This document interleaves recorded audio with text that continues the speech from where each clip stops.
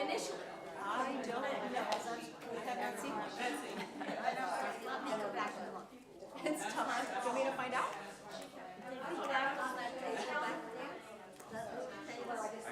The agendas and stuff? How are you? Well, oh, all right. Good evening, everyone. Good evening, everyone. Thank you for joining us for our April 24th committee meeting here at York City Council. I will officially call this meeting to order. For this evening, we will be discussing committee issues for the May 7th and May 21st, 2024 legislative agenda. Up first on our chart is our Public Works Committee, and I will hand it over to Councilwoman Dennis. Good evening, everyone. Tonight, what we have here under Public Works is a resolution authorizing an agreement with TRG. Is there anyone here to speak on that tonight? Yes, let me get to that page, sorry. So TRG, it's Traffic Resource Group Incorporated. They're our traffic engineering consultant for the city. So what they do is anytime we're doing any kind of traffic or bike lane modifications, traffic signals, things like that, they'll come in, do the counts, do the studies, make sure everything's up to code with PennDOT rules and Federal Highway Fund or Federal Highway Administration. Couldn't get that one out. And then any other projects that paving and things like that. So if we're working with any other contractor, they'll make sure our striping is correct and up to date. Okay. Is there any comments from council? I have none. All right. Any public comment? I forget what to say. What's up? I'll say that. I can do it. Okay. It's a motion to place this on the May 7th agenda. Okay. May 7th. Is there a motion to place this on the May 7th agenda?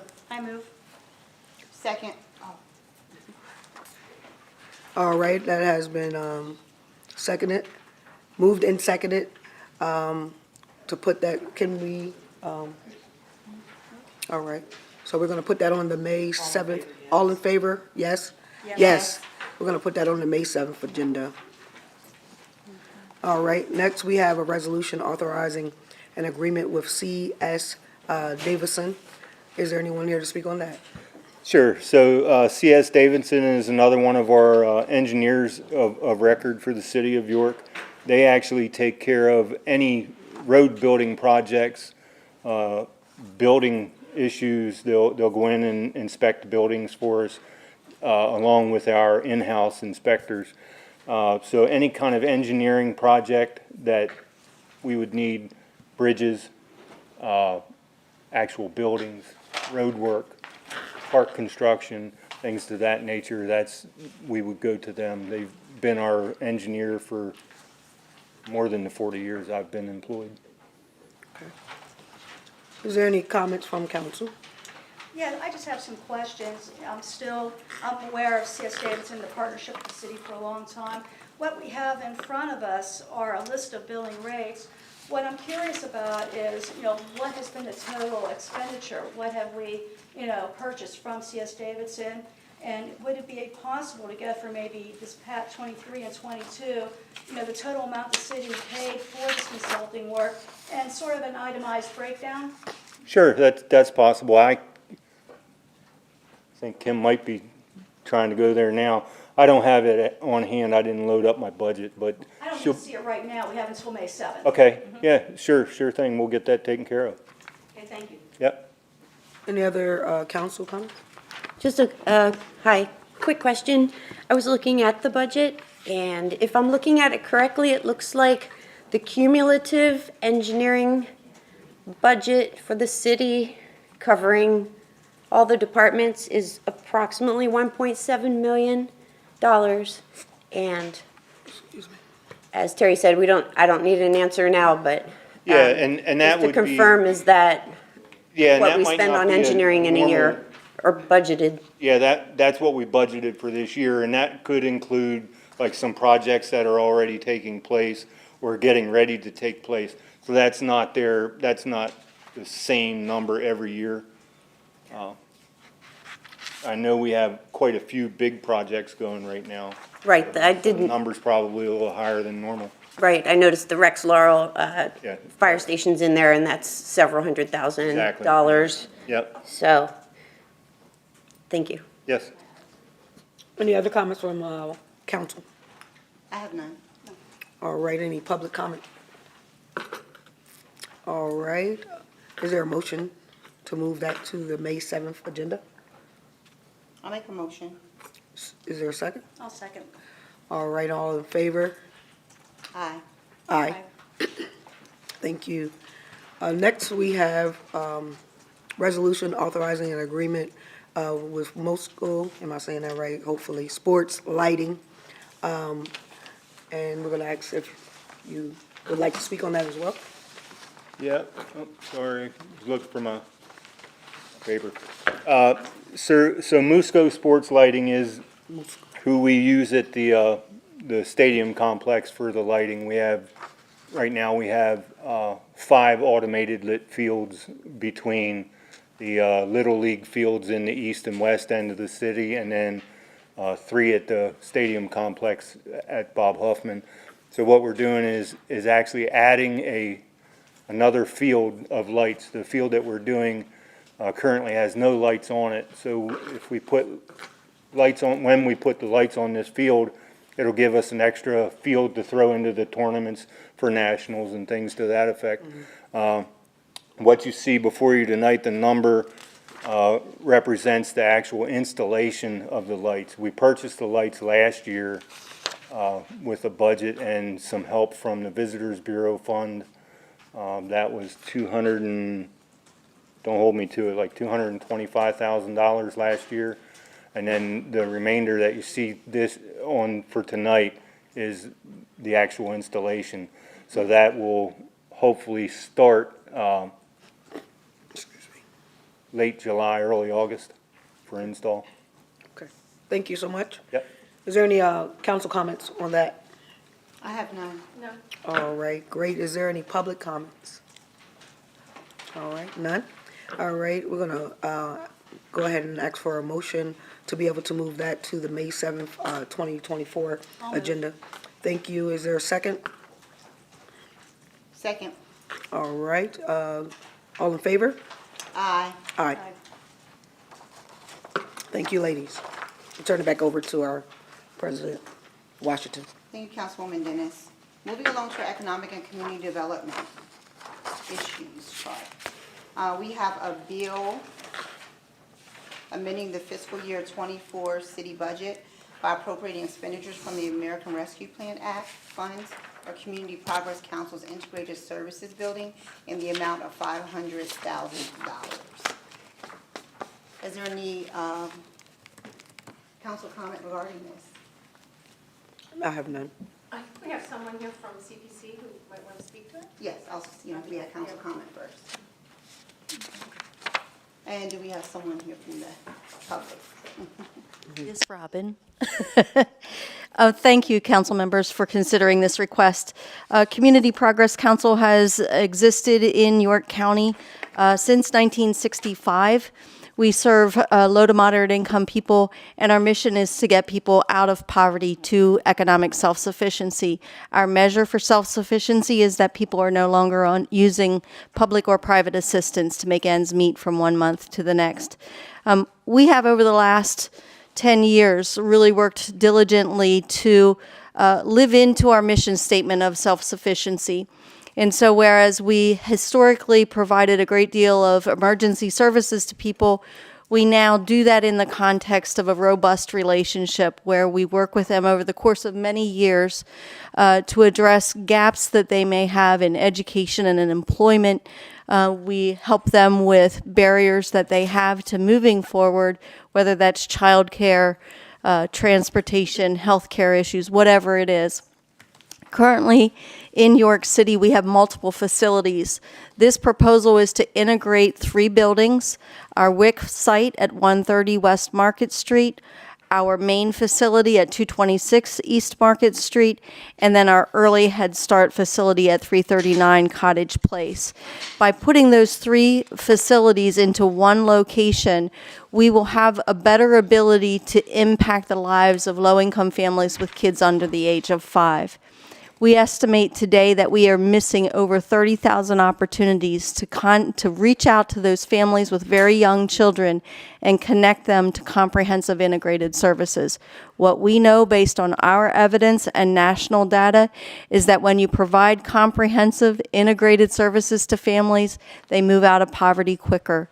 Our data shows it, national data shows it. We believe this is a wonderful investment and something worth your consideration. If there are questions, I'd be more than happy to try and answer them for you. If I can't answer them, I'm in trouble. Sure. Are there any council questions at this time or comments? Are there any public questions? Yes. One, just Yes, quick ma'am. one. Which aspect of the project costs would the 500,000 be used toward, or is it just toward a whole total of $22 million? Our priority right now is to raise money for the acquisition of a property. That is very, very important to getting additional public dollars, having site control, and getting additional public funding. Having site control is essential right now. And have you identified a place that you're looking to buy? We have, yes. Okay. It's in the proposal. I'm not sure how prudent it is for me to be public about That's that. fine. Okay, thank you. Sure. Thank you. Is there any public comment or questions regarding this matter? Okay, thank you. Thank you very much. Thank you. Is there a motion to place this on the May 7th legislative agenda? I'll move. Is there a second? Second. It has been moved and seconded. All in favor? Aye. Aye. And that will be placed on our May 7th legislative agenda. Moving along to a bill. Flip through my pages. Moving along to a bill amending the fiscal year 2024 city budget by appropriating expenditures from the American Rescue Plan Fund for Friends and Neighbors Beacon Day Shelter and Rescue Resource Center in the amount of $425,362. I believe we have a representative here from Friends and Neighbors. Hi, my name is Robin Shear. I'm the Executive Director of Friends and Neighbors, and thank you for this opportunity. Friends and Neighbors in 2020 started to provide, during COVID, outreach to the unhoused community members in York City and in York County. We've also were at it was called the Coffee Spot at the time. Coffee Spot started off at Salvation Army, was at Heidelberg, and then Union Lutheran Church graciously offered their space to move into. In July, in the summer, last summer, we stepped in, and we were asked if we'd step in and take that on. That had not been funded, and we knew at that time that Union, the space didn't have the capacity to host the services there. So one of the first things that we did when we took that on was to seek funding, and the Community Foundation was gracious enough at least to get us some funding so that we could operate. What we found was the increase of the community that would come in there and utilize the services. So restrooms, we have a P.O. box that people can access. A lot of our county offices and others refer people to utilize that. At one point, we had about 400 people utilizing that post office box. We have community partners that also come in there to meet with clients. So the health systems, we're looking at doing more street medicine, but then on-location medicine too. Family First Health is in there, WellSpan, special programs, and others. We quickly realized, as we grew from 70 people to 90 people to 100 people to recently we had 170 people come through the door in a 2.5-hour time period, that do we have unhoused community members that utilize that space? Absolutely, absolutely. But we also have people from Dutch Kitchen, from the recovery houses. Our largest population of people that utilize the services are people that are housed in York City. A lot of people that are unstably housed or just really need a community to plug into. So they come there, they're able to meet with, they know which day, which service agencies are there, and they're able to come in and meet. And we know we need to grow that. We know that. As we partner with the Coalition on Homelessness, the strategic plan, we heard from many people that have lived experience but are living in the experience now in unstable housing, that they would really like access to, hey, if we came to the Beacon, maybe in the morning we could do classes, we could do something. We can't do that at Union. And we knew all along, Pastor Joel in the church was very upfront, this is temporary. It's a temporary space. So we identified a space, and the owner has been phenomenal with allowing us to seek funding and see if that space would work. We wanted to make sure, too, it's on the bus route. Would it make sense within the city? So even like talking with the Economic Alliance and other partners, does it make sense? Is this a good location? Would we be able to serve the community well? And we have gotten really good feedback from that. So that is really what this proposal is all about. If you have any questions, I would be very happy to answer them, or try to answer them, as the other Robin so graciously stated. Thank you, Robin. Is there any questions from council? I just want to clarify, your request is to cover 2 years. Yes. Yes, we've also, I mean, we, as you can see in the proposal, have looked at other funding, but we're working with other partners to, what's the plan over the next few years from a community? Any other comments or questions from council? None at all. Any comments or questions from the public? Okay, thank you. Is there a motion to place this on the May 7th, 2024 legislative agenda? So moved. Second. It has been moved and seconded. All in favor? Aye. Aye. And that will be placed on our May 7th legislative agenda.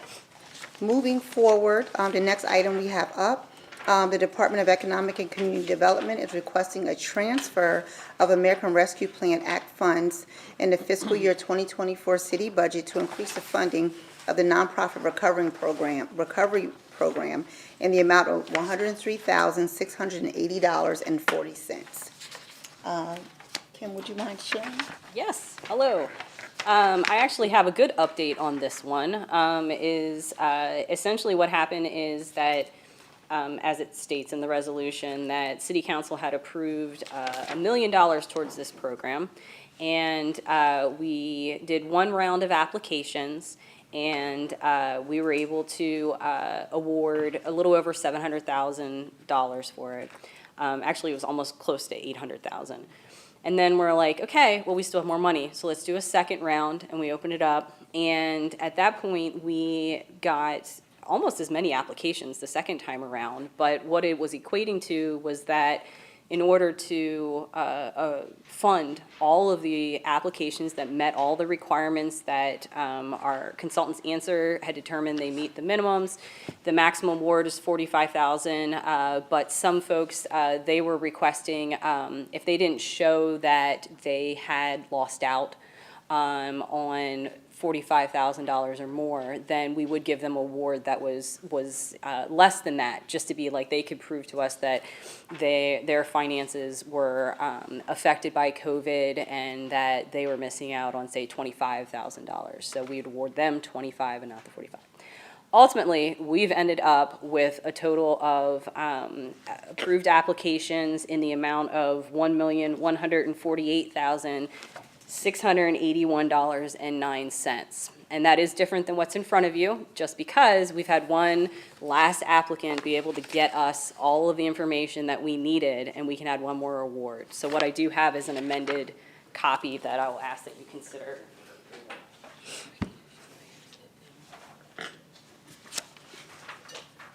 Thank you, Business Administrator Robertson. Thank you. And this award just came through answer yesterday, I think, so. I'll email that to you.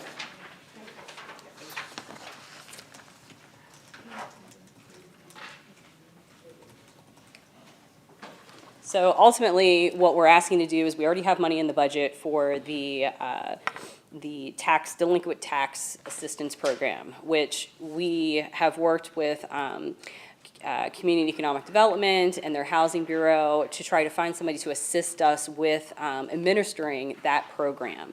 And we've run into several issues where we were looking just to support back due real estate taxes that are city owed. And essentially, everyone who's part of the group that would be able to do this for us were very adamant that they were only interested in assisting if it was included county and school district as well. So at that point, it was kind of decided mutually between council and administration that that wasn't our goal. That wasn't what we were trying to do. So at that point, we're like, well, now we can move those funds that are already in the budget to support this nonprofit program, and then any other ad that we want to do, because we don't obviously want that $500,000 that was dedicated to that program to go to waste. So this is our first attempt to kind of reuse that money and reallocate it in another way so that we can get the funding out to people who need it. So that's just explaining why this is a budget transfer as opposed to the other ones were actually a budget amendment, because we don't have anything in there yet. So we're just trying to use what we have in there to make sure that we can actually give out more to our nonprofit community. Thank you, Business Administrator Robertson. Is there any council questions or comments at this time? Just wondering, can people go to the ARPA dashboard and see who have received these awards from the city? Not yet, because since we did one round, we're going to do the second round. The intent is that we are going to do another press release. We did a press release about opening it up. We did it for first round. The second round, what we intend is doing kind of like a close-up press release that say, hey, guess what? We were actually able to give out even more than $1 million. Here's the list of the individual nonprofits who applied and were deemed eligible, and this is the amounts that they were awarded. So we're to the point now that the second round, the MOUs that are used to as the agreement between the nonprofits and the cities are being drafted, so we can get it out to them. We have almost all of the actual physical checks out to the first round, so we should be able to wrap this up once the budget is amended within, I'd say, a month, and then there's 1.1 million out the door. Are there any other comments or questions? No. I just have one question. In total, how many nonprofits were we able to assist and help? I knew you were going to ask me that question. But unfortunately, I didn't know that before I had a chance to add it up. I will get you that number. If I was saying off the top of my head that there were at least almost 24, I think between the two, that would be my educated guess, but I do have the two lists and I can add them up for you. Okay, great, thank you. Any comments or questions from the public? Okay. I make a motion, or is there a motion to place this on the May 7th legislative agenda? I'll move. I'll second. It has been moved and seconded. All in favor? Aye. Aye. And that will be placed on our May 7th legislative agenda. Moving along, next up is amending the fiscal year 2024 city budget for the Bureau of Health by appropriating additional revenue and expenditures for physician, medical director to provide oversight and medical guidance in the Health Bureau. I believe we have representation from our City of York Bureau of Health. Hi, excuse me, Monica Kruger. This is basically a placeholder. Our medical director currently that is with us is departing the end of May. So what you have before you is we don't have an agreement yet. We wanted to be proactive to prevent having to have a special meeting. So what you have is basically the outline, a proposal of some anticipated funds and support from WellSpan. As soon as we have that agreement, then we can give you those final numbers. But this is anticipation of a financial contribution from them to us specifically to support a medical director, which is required for us to stay in business. Thank you. Is there any comments or questions from council? I have a question for Business Administrator Kim. The current medical director, what account are they paid out of? Because I was looking at the budget for... They aren't. They aren't. I can answer that. Okay, super. Historically, When Dr. Hawk was here, he was paid partially from the city and partially through grant funds. In 2015, when Dr. Howie joined the Health Bureau, WellSpan stepped up and has supported the medical director through in-kind service, or basically they have supported that individual for us, for the Health Bureau. So it has cost the city no money. Therefore, the reason why we have this is because now there's a change, because in the past they've provided us with a medical director. They are not able to do so. So they're saying, look, we'll provide you with some financial funds to support that medical director. We have not had to budget for that in any of our budgets, and it's just not feasible for us midstream to figure out among all the budgets that we manage to put that, because it has to, I mean, those budgets are already done. So to answer your question, it's been a support from WellSpan historically from 2015. Okay. Current. Perfect, thank you. Are there any other comments or questions from council? None. Are there any comments or questions from the public? Okay. Is there a motion to place this on the May 7th legislative agenda? Sir, it's been moved and seconded. All in favor? Aye. And that will be placed on our May 7th legislative agenda. Moving along, we have an item up that the York City Bureau of Health operates a local municipal health department to provide public health services to the city of York. This is authorizing various agreements for the City of York Bureau of Health. And I don't know if you want to come back up. So in order for us to accept funding, we have to have it in the budget. So that is what this is for, to make sure that we have a placeholder when we do receive that agreement and those funds, that we have the ability to put that into our budget so that we can expend those funds appropriately. Thank you. Are there any comments or questions from council?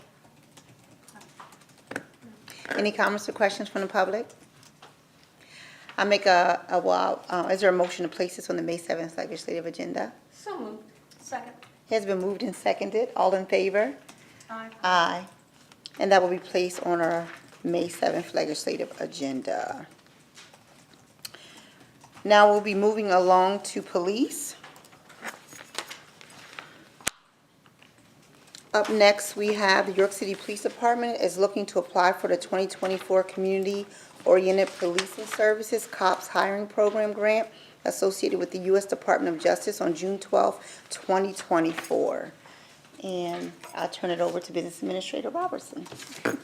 Hi, this is just the normal process per our ordinance, that if we're looking to apply for a grant that involves a match as a responsibility for the city, that we need to present it to council in advance of applying. So that's exactly what we're doing. We were successful recent years with the COP grant. I believe we have 2 officers currently that are paid through it. What we're doing at the moment, which you see the proposal in here at the moment, is the Shoot for the Stars plan, in terms of, we know that we brought 8 officers in through ARPA funding, and we have already took steps in terms of assuring that we lose those positions through attrition, and that we're not going to be in a position where we have to lay anybody off. So we already are at the point now that we almost have enough vacancies or planned vacancies between now and the end of '25 that they may be able to hire for June a position, but we've put them on hold because we wanted to make sure we had at least 8 vacancies, including resignations and the planned retirements that we know are to occur between now and the end of '25. So what we're looking here is if we could potentially, because we're going to say, you know, we had these 8 officers, they're going to be in a great position to actually show evidence that they benefited from having the additional 8 officers, which I think puts us in a very good position as opposed to other departments who might be like, hey, you know, we think this could help. We'd be like, we know this helped us, and we're just looking to be able to keep actually, I guess, hire in up to 8 officers in order to keep the good work that's happening in the police department going. So with that, that's why you see the match amount of $250,000. At this point, it's actually dependent on, what the actual application, what they put in ultimately. And then there is the ability to apply for a match waiver that we may or may not get. But this is essentially just an administrative task to bring this before council so that we can get your blessing before the application is due in June. Thank you. Are there any comments or questions from council? None. Any comments or questions from the public? Is there a motion to place this on the May 7th legislative agenda? So moved. Second. It has been moved and seconded. All in favor? Aye. Aye.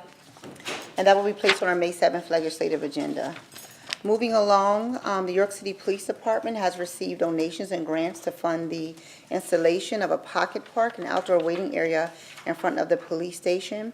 And the city received a proposal through the Pennsylvania Co-Stars vendor, General Recreation Incorporated, in the amount of $71,150.25 for the equipment and supplies needed for this build. Yes, unlike the next item that we have up where I was able to essentially request to amend the budget and also get the approval for the specific proposal that is the result of the budget. This is a follow-up to what was approved recently where we had gotten additional grant funding for this project. So we kind of already discussed what it's about. In addition to the money, I believe it was 50 million, whatever we just got with the grant, I apologize. We do have money that in other funding that the police department has received from outside sources that makes up the total $71,150.25. So now we're just asking, because it's over our threshold for council approval, if you could please give the blessing for the mayor and the controller to sign any documents needed so that we can get this rolling. We're excited. Thank you. Are there any comments or questions from council? Yes, for the benefit of everybody, could you please explain what you meant by a pocket park, for anyone watching, for anyone here tonight? Sure. What the plan is, it's a wonderful, project. So the plan is, if you're facing the police station on 50 West King Street, to the left of the entrance, there is a grass space and some bushes there, and what they're planning on doing is removing the bushes and installing a little area that's covered that has a picnic table, that has, similar to, I guess Chaz had mentioned up on next to Penn Market at the bus station, there's like a kid little play area. It's going to be very similar to that. And the purpose of it is essentially having an outdoor waiting area that especially folks with children, if they need to speak to somebody in the police department, they can pop in and say, hey, could someone meet us out here, so that the children and everybody's occupied and they can actually get the business they need in the police department done. The other thing they proposed out is that this location will have a camera on it, so that if anybody in the public would want to use this as like a safe exchange spot, or that Craigslist item you wanted to pick up, or for custody exchanges, that it could be used for that as well. So that's, and there is, like I said, it's going to be covered. There's one of those triangle tarps that can be across the top. So it'll be a nice addition to the area for the public to use. Thanks for explaining that again. Are there any other comments or questions from council? None. I just want to comment that I'm excited about this project. I drive by there every day on my way to work, and I see some things are underway and happening, so I can't wait to see it fully unveiled. I believe it's going to be a great asset to our community, and just wonderful work by Commissioner Mardo and our police department. Yeah, I was just thinking, I was like, now then, that hopefully is the last time we discuss it here, and the next time will be when we're at a ribbon cutting. Yes, yes.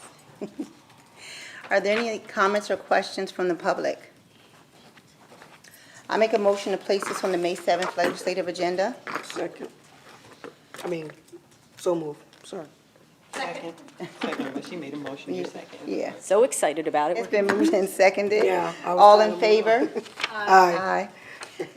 And this will be placed on our May 7th legislative agenda. Moving forward, we have an item amending the fiscal 2024 city budget by appropriating expenditures from the American Rescue Plan Act funds for an upgrade of the camera system at the police station based on the Electronic System Installers, ESI, in the amount of $167,601.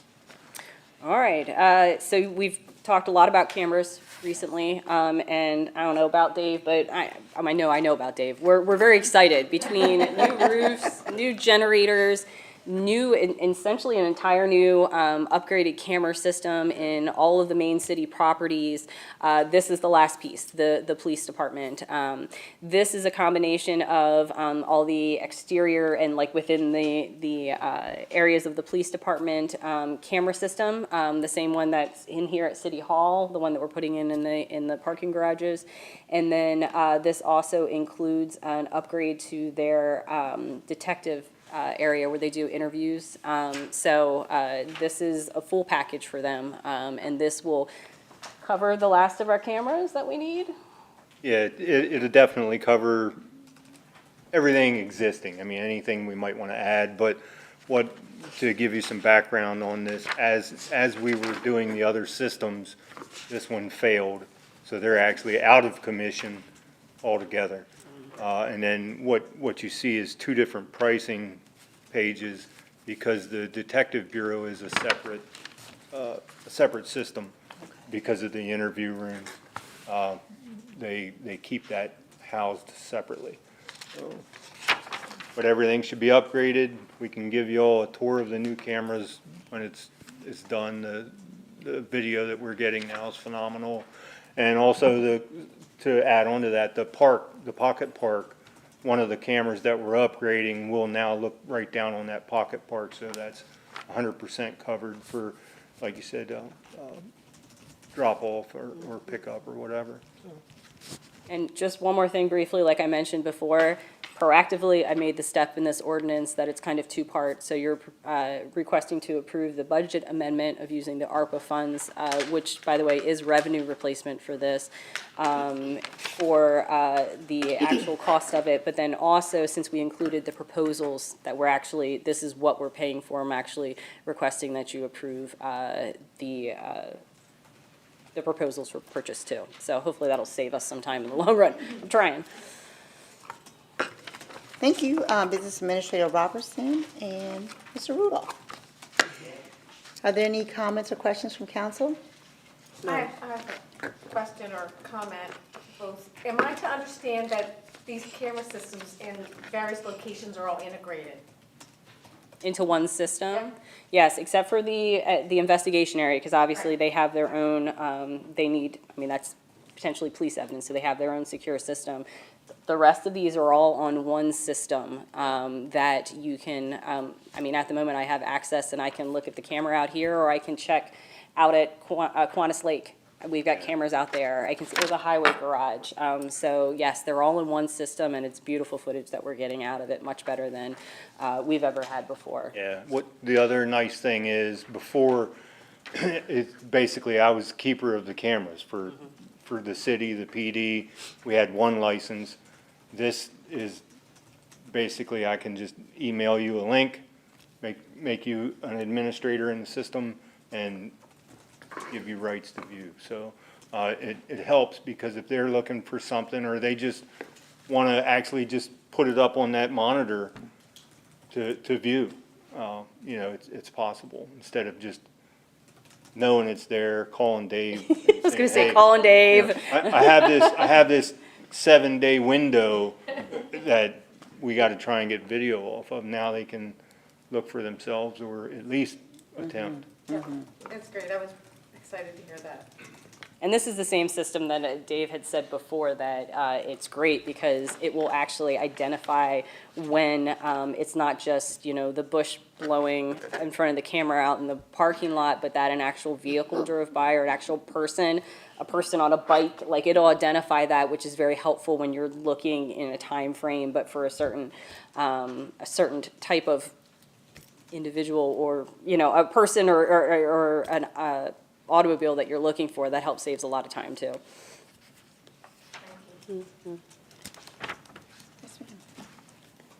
Dave, you mentioned that there was a 7-day window. Did we extend that? I don't know. Is there a server that holds the video? Is there, it's the iCloud, or is Yeah, it there's, backed up and kept for a longer period of time? right now, all of the cameras, except for PD, feed back to City Hall. And we get, I said 7 day, it's actually about 14 days since we upgraded. We used to get about a month. I am in the process of changing that out with the vendor, so we'll get 30 days. Police department and parking, when they upgraded, or when parking starts their upgrade that was approved, they'll get about a month of video. PD will get a month, so then once I upgrade ours, later this year, we'll get a month also. So we'll be at 30 days, so. Yeah, it's tough, you know, someone comes to you at day 15 and I'm like, you know, Thank you. yeah. Are there any other council questions or comments? None. Are there any public questions or comments? I'll make a motion to place this on the May 7th legislative agenda. So moved? Second. Been moved and seconded. All in favor, say aye. Aye. All right, that will be placed on our May 7th legislative agenda. Moving along to our business administration, I will hand it over to Vice President Buckingham. Thank you. So, the first order of business is we have a resolution for the Santander ATM lease amendment. Yep, that's me, and if need be, I will reference Solicitor Flower, who had a big part of this as well. So we currently have an agreement in place with Santander for them to essentially rent the ATM space, for them to have an ATM there.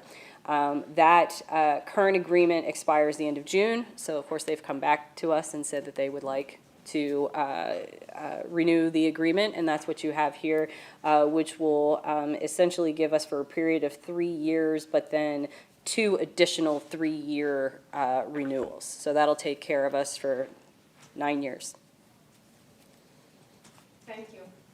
Are there any questions or comments from council? None. I have none. One quick one.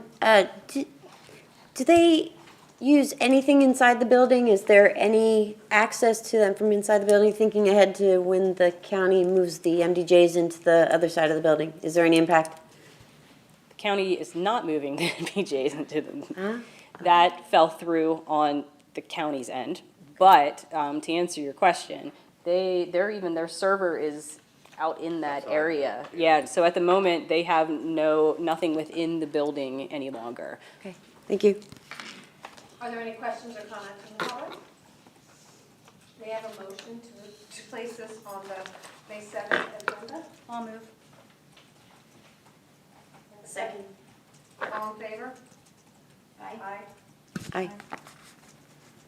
Our next item is the, I'm gonna mispronounce this, Saya. Asaya lease for the 1601 Tornado Street property. And Yep, that's us again. Go ahead if you like. So this is, I will just note, I would actually like this to go on the May 21st agenda, if possible, please. We're still in draft form at this point, and that's why the lease hasn't been made public. It'll obviously be made public at the, when it's before you for official action. And Dave and I were just talking about because we had discussed with council to walk through the work required. And Dave and I were talking previously, there's been an update that I think you can share. Yes, so I'm meeting with a contractor through our KPN network, which you all are familiar with CoStars. KPN is CoStars for building modifications. So I'm going to meet with one of their representatives next week and walk the building to look at their modifications and try and get a hard number of what they need. I told Brett that, you know, one of the things on their modifications and repairs were repair or replace the garage doors. There's 75 garage doors. That number could be astronomical. Now, what Brett did bring to mind is that they're going to tear down about 75% of the one building that exists, so that we won't have to modify or repair. So that should save us a ton of money. And the other thing would just be the parking lot repair and striping. I'm hoping all the mechanicals in the roof are good. I can actually see the roof of that building from our building. I looked at it this afternoon. It looks good without getting on it. We'll get on it next week and make sure it is sound. And just to clarify, so we inherited this building when the wastewater treatment plant was sold. It was actually property of the sewer authority. So they had a lease in place that was originally, people refer to this as the UPS depot. And so the parent company of UPS actually has the lease in place still, but they moved out of the location last year. So they are still responsible for the lease, but what we're looking here is that they said, hey, we have, partners that are also in need of a trucking depot. You have a trucking depot. We'd love to make use of it for the area, which is good, because at the moment, no one's working there. So when we get this lease in place, they're going to have to hire people and bring people in. So obviously, this is outside of the city limits, but it still can be very beneficial to the city as a whole. So part of this process is, especially since no one's been in there for several months, but also, I don't know last time that any of the area over there was updated by the sewer authority. As part of the agreement is that there are some updates that are done to the building before they move in, and like it was mentioned, they are interested because there's a big office space attached to it, and thinking that this space is how many years old, what they've decided is that we don't need that much office space, but we need more room to maneuver our trucks around. So they're going to foot the modification of that space, at least that was the last discussion, so that they can make better use of the area. So that means we get essentially, ultimately, an updated trucking depot and also a lease that would be in place for 10 years for this area. So we'd be in good place. Now, just budget-wise, putting it in there is that ultimately I'm going to be coming back with a budget amendment where we're showing all the revenue coming in, and then these expenses that Dave's not covering under his budget for the upgrades. So we are anticipating that at this point that the revenue coming in for the actual lease will cover the expenses. If not, we have essentially rollover funds from last year when we've been collecting on the lease. So we'll have it covered. A little bit of a hiccup to get it going, but I think this is a good choice for the city to secure our asset for the future. Thank you. Are there any questions or comments from council? No. Any questions or comments from the public? May I have a motion to put this on the May 21st? I'll move. Second. All in favor? Aye. Aye. You said 521, right? Yes, 521, thank you. Our next is the American Relief Fund's grant to be used for the grant management position. And that was something that we voted on at an earlier meeting. Right, so we have a current contract in place with Barry Dunn, and that was a question that came up during the discussion about the contract, is how you're paying for this.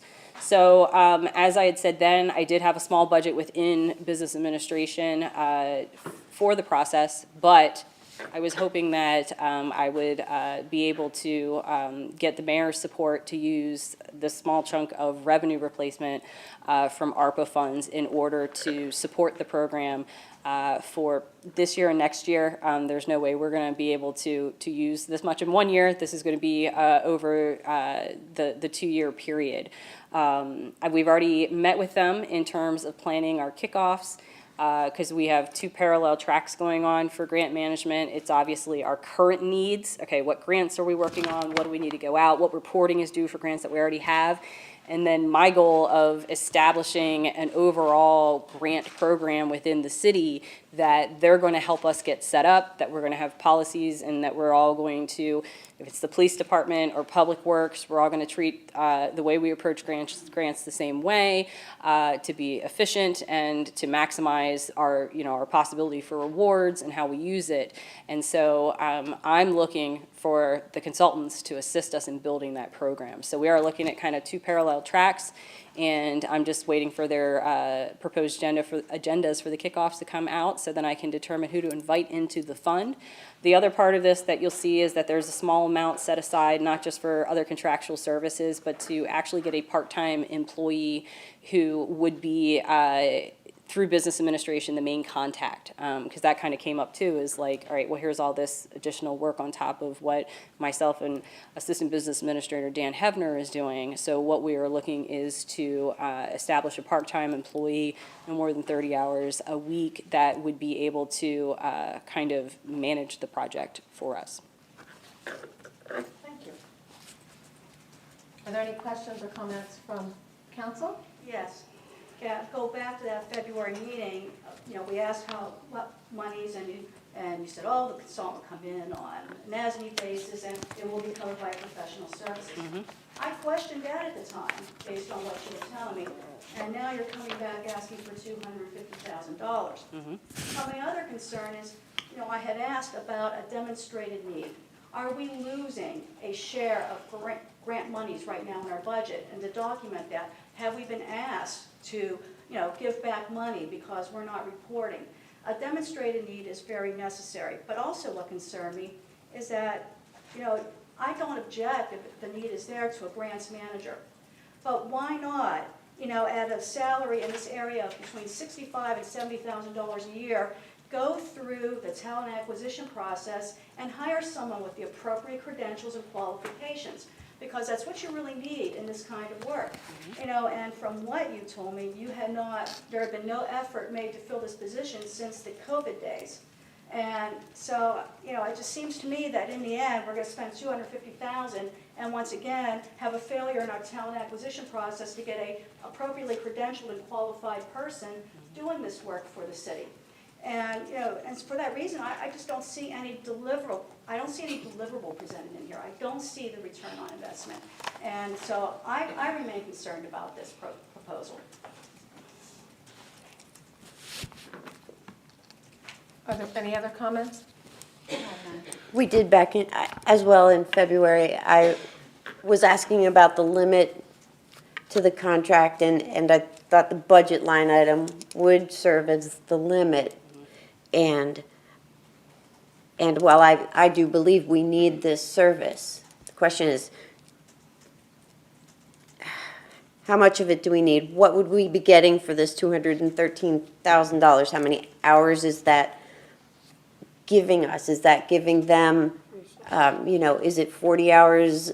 What is the breakdown of how they will use this $213,000? Because, boy, that's, that could be 2 staff people, 2 grants managers for the city to hire, as Terry was talking about using the talent acquisition process. So, do you have a breakdown on how they plan to spend that and what the goals are, or is that not yet, and is that something that can be provided before we vote on this? They don't have a plan. We would have the plan. They're only going to be billing us for the hours that we initiate with them. So that's the one thing that I want to make sure is here, is that we control this process.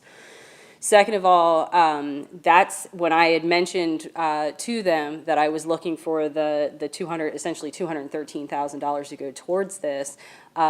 He blanched to start with. He's like, all right, is that just for this year's budget? I was like, oh my gosh, no. He's like, oh, because I was gonna have to bring more people in if you were planning on having, to move forth with the project in such a way that you plan on spending $213,000 this year. And I said, absolutely not. I said, what we've been doing is we're putting this in as the project amount, and then whatever is left over at the end of this year will roll into the '24 budget. But the total maximum for this project, like we have with the other ARPA projects, will be the total of the $250,000. So what you're seeing here is once we roll over into '25, is actually some of that 213 will be actually put through for the 25 budget as the salary for the part-time person. So what we're actually going to be spending with them is going to be less than that. On average, I'd have to look back and see what their contract was, but depending on who in their group and to what level they perform the work, it was, hourly rate of $175 an hour for them. So we will get a decent amount of hours out of it. My concern about hiring somebody in this, which I mentioned before, is that we did an all-out search, and we brought somebody in who was actually out of the area, who demonstrated that they had the previous experience to come in order to build the program for us. Because that was my first attempt, is I wanted to get somebody in to assist us to build the program. That did not work out. So at this point, my concern is, and I've seen it with other aspects within the city, is if we don't have a program in place, then we're not going to have people who want to come in and actually build the program for us. There are people coming through that are like, hey, we can come up and pick up where you left off, and that we're going to have a difficult time hiring. So I tried to bring somebody in. I now want to take advantage of this opportunity to bring the experts in, especially after the success we're seeing with using answer advisories with the ARPA funding, and seeing what type of people work for groups like that in their expertise, because we've learned a lot from them, and a lot of that rolls over to just federal grant funding in general. So that is my approach with this, was that we attempted to bring somebody in to actually build the program for us as an employee, and that did not work out. So now I'm looking to use the consultants and the part-time employee to start the process for us, with the ultimate goal is that we will bring somebody in who has the expertise to pick up what we have established and move forward with it. So just to reiterate that that's the plan. Can you, so the plan is for Barry Dunn to, you said it was not the plan for them to build the program, but for us to build the program? No. Or they would build the program? They are going to assist us in building an overall program that we're going to pick up and be able to roll with across the city. At the same time, though, we have immediate needs for, I can think there's at least 2 or 3 immediate grants that between Public Works and the director Chaz is working on for transportation, and what was the other one? The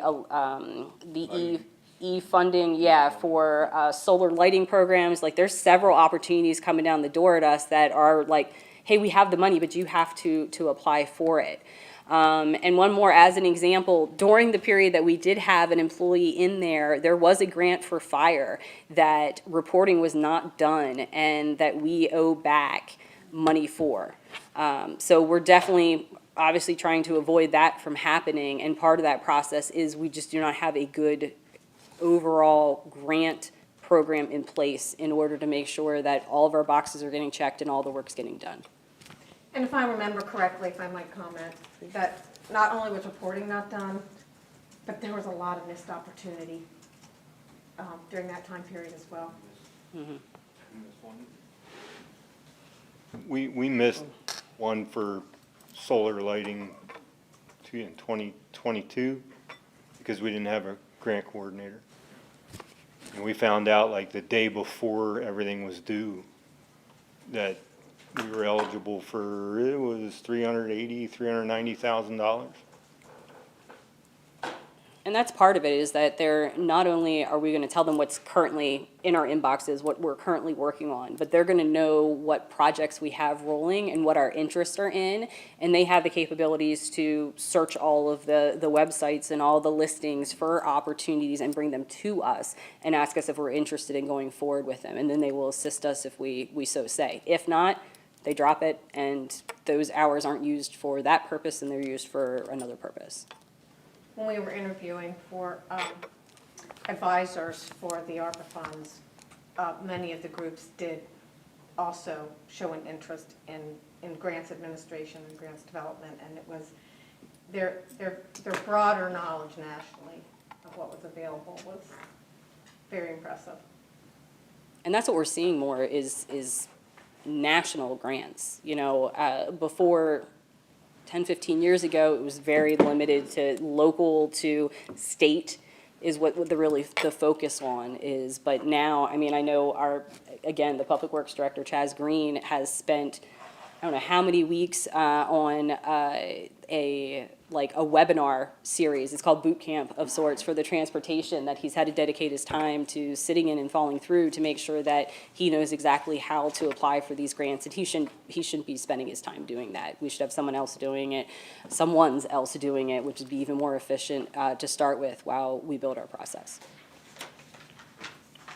Is there additional comment from council? I just wanted to, because I do recall the conversation, and I know that you did make clear that we were looking to bring in that expert, so that what we need for the grants that are out there now, plus future, to be able to do things properly, like you said, because there were a lot of things that was missing before. And so I think that's good. I think that's good that we do bring an expert in to be able to train for then administration to be, someone in administration or a grant manager to be able to take over and learn the proper way to do it versus us keep wasting monies and keep chasing our tail pretty much with this thing. So I do recall you kind of explaining that and then making us aware that even though that the hours that you had spoke about, that we may not fully use those hours depending on the need. And so just wanted to make note of that because I do recall that you did mention that before and wanted to say thank you for that. Thank you. Any additional comment from council? I just have one last comment. I just want to share that working in donor relations and fund development, definitely this is a good route to go in. Definitely having a program being built in order for a person to come in and be able to then have a system. So that way, because when you're applying for federal grants versus state grants versus local grants versus public grants versus private grants, that's they're all different ball games, and it's all different responsibilities, it's all different reporting requirements. Some of them are 1 year, some of them are 2, 3, 4, 5 years, and so many different things that come into play. So being able to have an organization, or because there isn't one already, being able to have an organization come in and build a program for us so that then we can be able to train someone so they can move forward in it, so that way 10, 15 years down the road, the city already has a well-established grant management system with a person in place that understands how to run it properly. It would be very beneficial for our city to move us forward, to gain those access to those fundings that we may have lost, or grant reporting that we've lost some dollars because of us not being able to turn in reporting and things of that nature. So thank you. Or us having to repay it back, Yeah. like you just said, because things wasn't put in place, or someone, let's be honest, just did not do their job that was hired for the position, right? So. Any additional comment from council? No. Any comment from the public? May I have a motion to put this on the May 7th agenda? I will make a motion to put it on the May 7th legislative agenda. Have a second? I'll second it. Thank you. Oh, excuse me, all in favor? Aye. Aye. No. Thank you. And lastly, we have a resolution authorizing an agreement with PMA companies for our workman's comp. I think that's, There you are again. this is the last of me, I think. So this again, this is the second year for us to be fully insured with our workers' comp. And so this is the request for the renewal with them. And for the most part, actually we got a good response from them in terms, it's more complicated than I ever thought it would be in terms of, the deductibles and how they compare it to.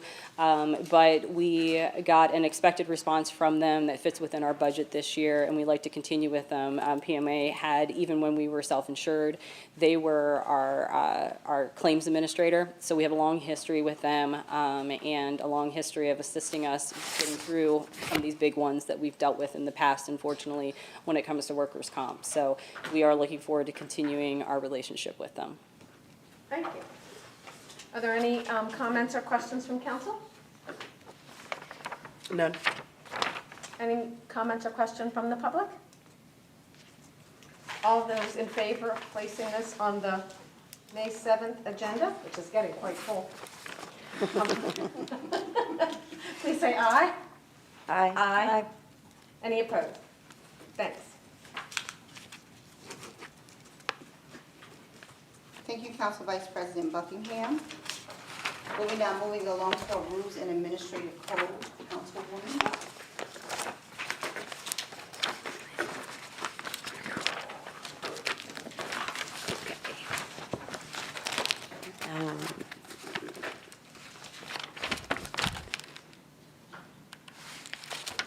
Edwina, would you introduce the bill that you're? Up next, we have a bill establishing Article 702, unlawful manufacture of firearms, ghost guns. And here we have Brandon Flood from Ceasefire, Pennsylvania.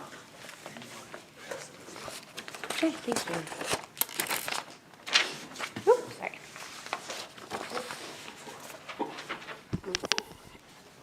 Good evening, members of council. Thank you, Council President Washington, for your indulgence. My name is Brandon Flood. I serve as the Deputy Director for Government Affairs for Ceasefire, PA. For those of you that may not be familiar with who we are, we serve as Pennsylvania's leading gun violence prevention advocacy organization. I'm based out of Harrisburg. I'm also a gun owner as well, so I'm speaking to this issue from a number of different perspectives.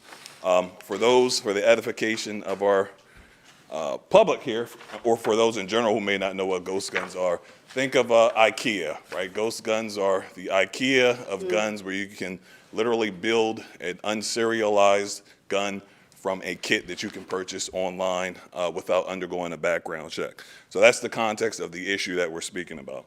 So the issue of ghost guns making their way into the hands of criminals is a growing problem in our cities and for our law enforcement officials. And this is a national issue too, certainly not just relegated to York or Harrisburg, where I'm from. To illustrate how insidious this issue is, in 2016, there were 1,758 ghost guns seized nationally. This is 2016. Fast forward to from 2016 to 2021, there were over 45,000 ghost guns that were seized. And in York in particular, there was some recent data that just came out. There were 20 ghost guns alone in York City that were recovered by York City Police in 2023.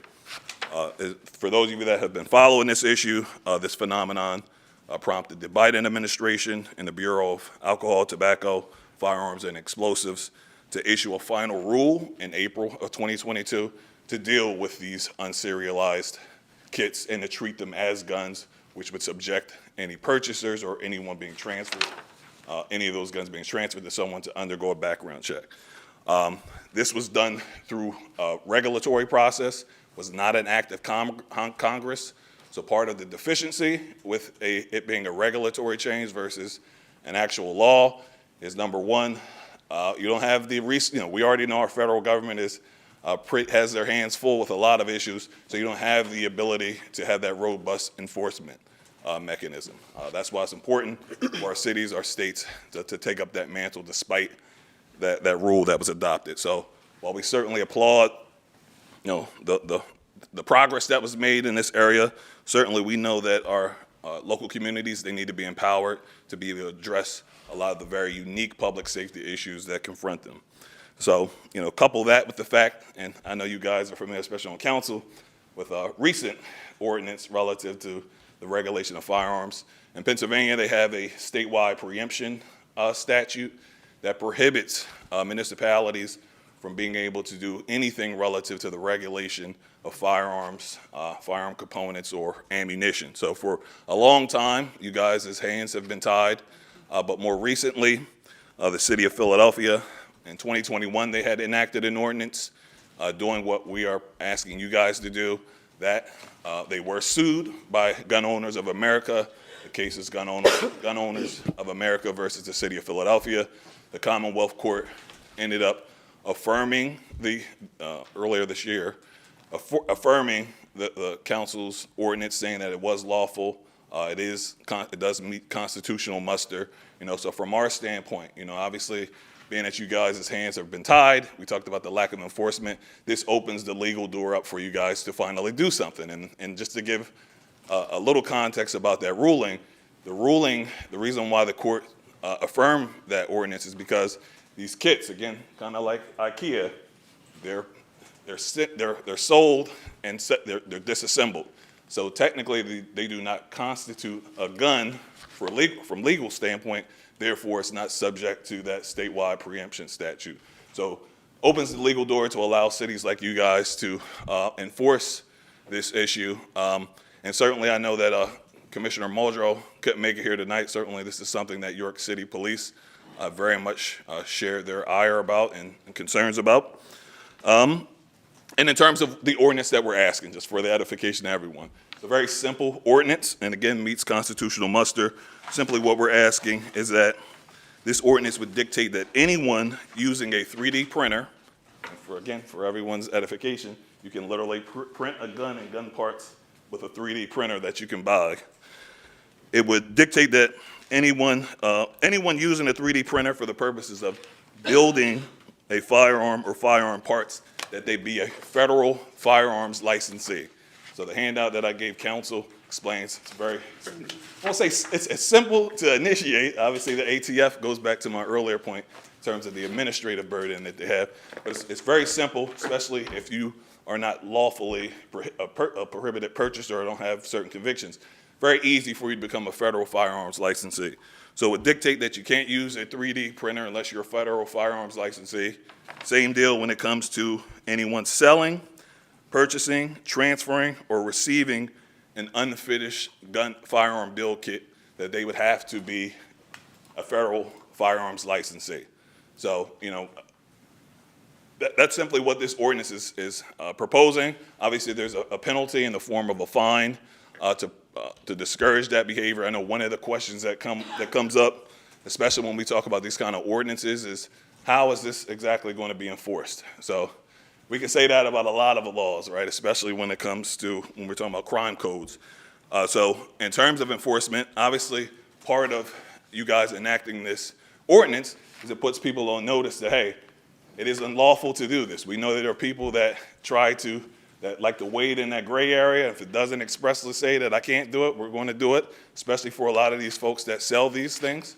It's a lucrative business for them too, and they're able to circumvent federal laws because these are disassembled build kits.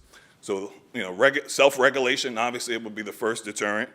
And then secondly, we know you guys have a great relationship, especially Commissioner Muldrow, with the district attorney in this county. So in paneling task forces, if they're not already in place, to be able to directly address this issue. The other thing would be information campaigns too. One of the things you guys may have seen more recently, I believe it was CBS 21, who just ran a story maybe 2 days ago talking about this issue in Central PA generally. But one of the hallmarks of that feature was that they said one of the populations that they're targeting the most, meaning law enforcement, are youth, young people. Again, when you're buying these kits online, as long as you have a card that has sufficient funds, literally that's all that's needed, right? We all know, myself included, have young children that have access to these cards or access to other people's cards. So being able to have those task forces and that information campaign, making sure that parents are being mindful or being vigilant, right? You might see something that resembles part of a gun.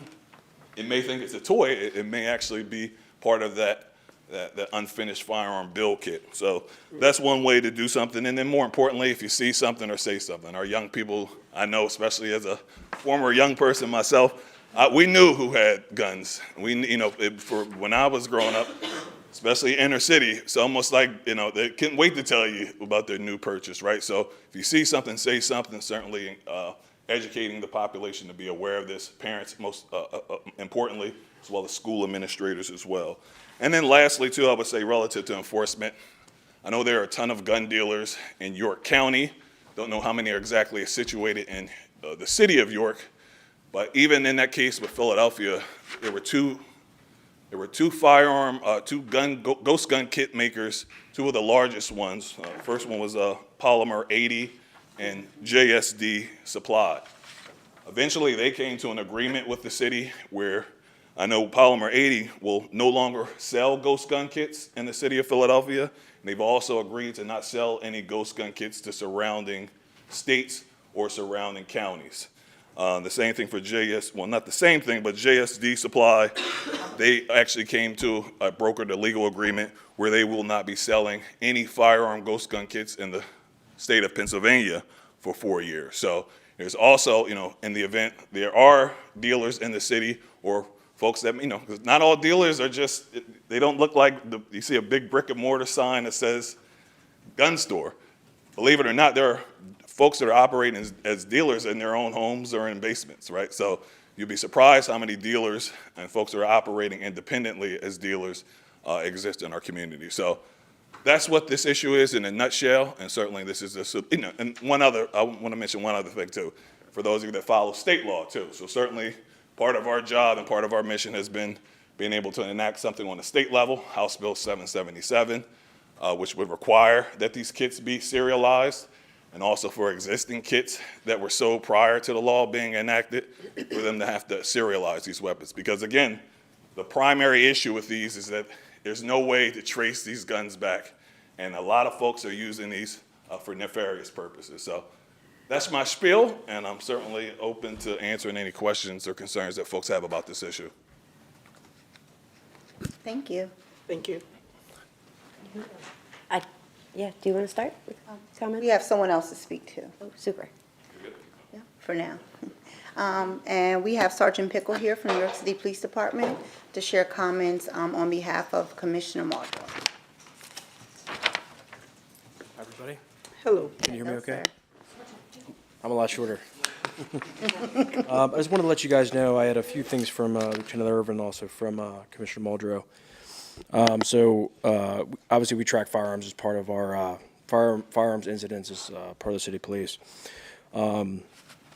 Incidents as far as ghost guns are concerned, in 2020 we had 1 incident, 2021 we had 9 incidents, 2022 we had 22 incidents, and 2023 we had 19 incidents. So you can see the numbers have increased and slightly steadied over the years.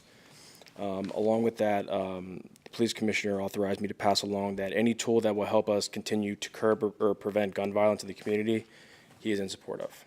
And I'm available for any questions if anybody. Can you just give those numbers again for the Sure. the different years, please? Slowly. 2020 was 1. 20. Yep. Wait a minute, 2020, it was 1. 21 was 9. 2022 was 22.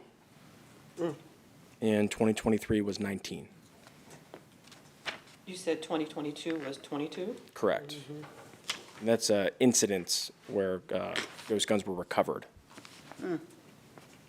Some of those incidents, more than 1 ghost gun was recovered. Thank you. Thank you. Thank you.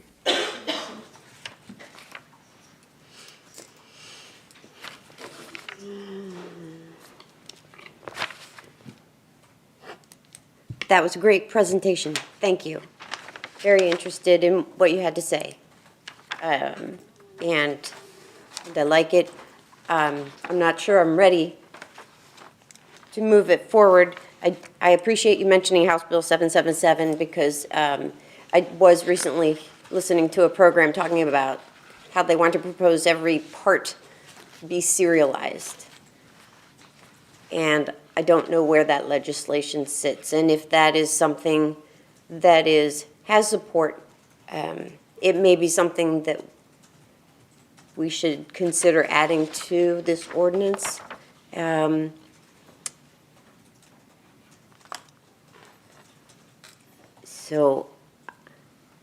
was sent to me. So I personally feel like I need to do a little bit more research on this topic, and I very much appreciate the introduction of it and your great presentation and hearing from Sergeant Pickle about the incidents. So that's where I am with it now. And if I can, You have to go to the microphone.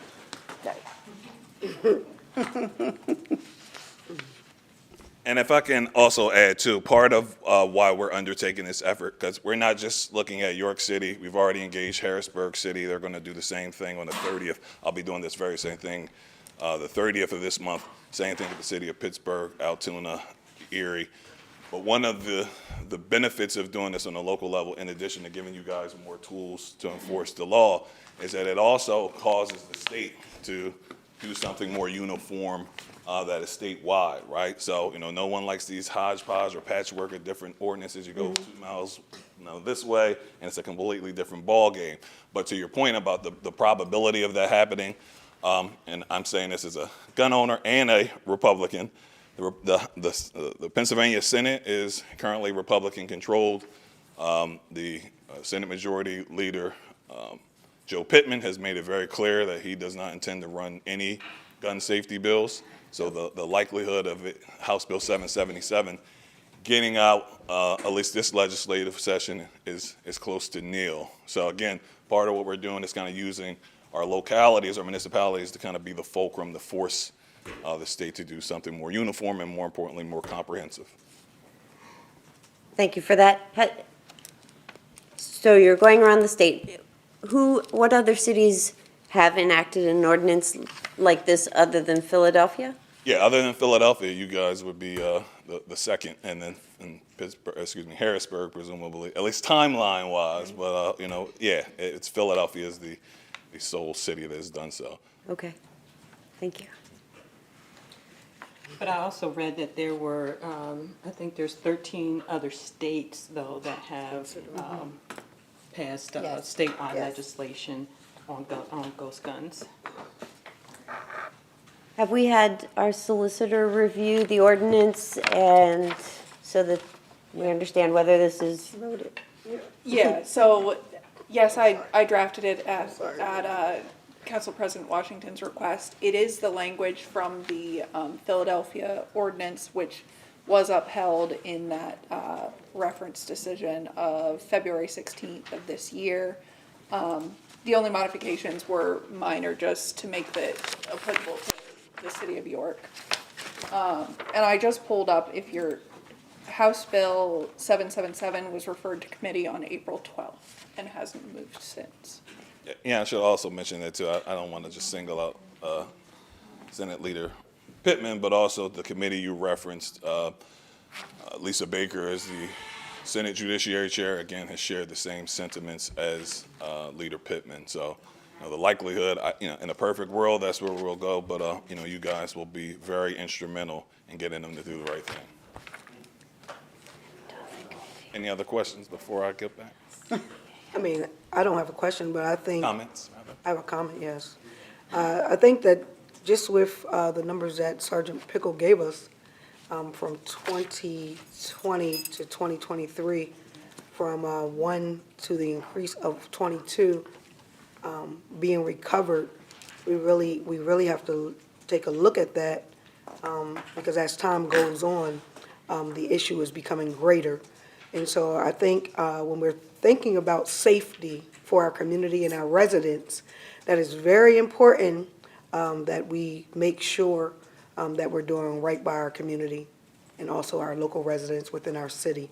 And so that's my comment. I'm also a licensed gun owner, but the thing is this, when we have, like you said, these ghost guns that can easily be traded as a toy, that's a concern. And when I work at York City School District, at the high school, in safety and security, it's really important that we try to put a halt on something like these ghost guns because it's making our children unsafe, it's making our community unsafe, and it's just making the world unsafe at this point.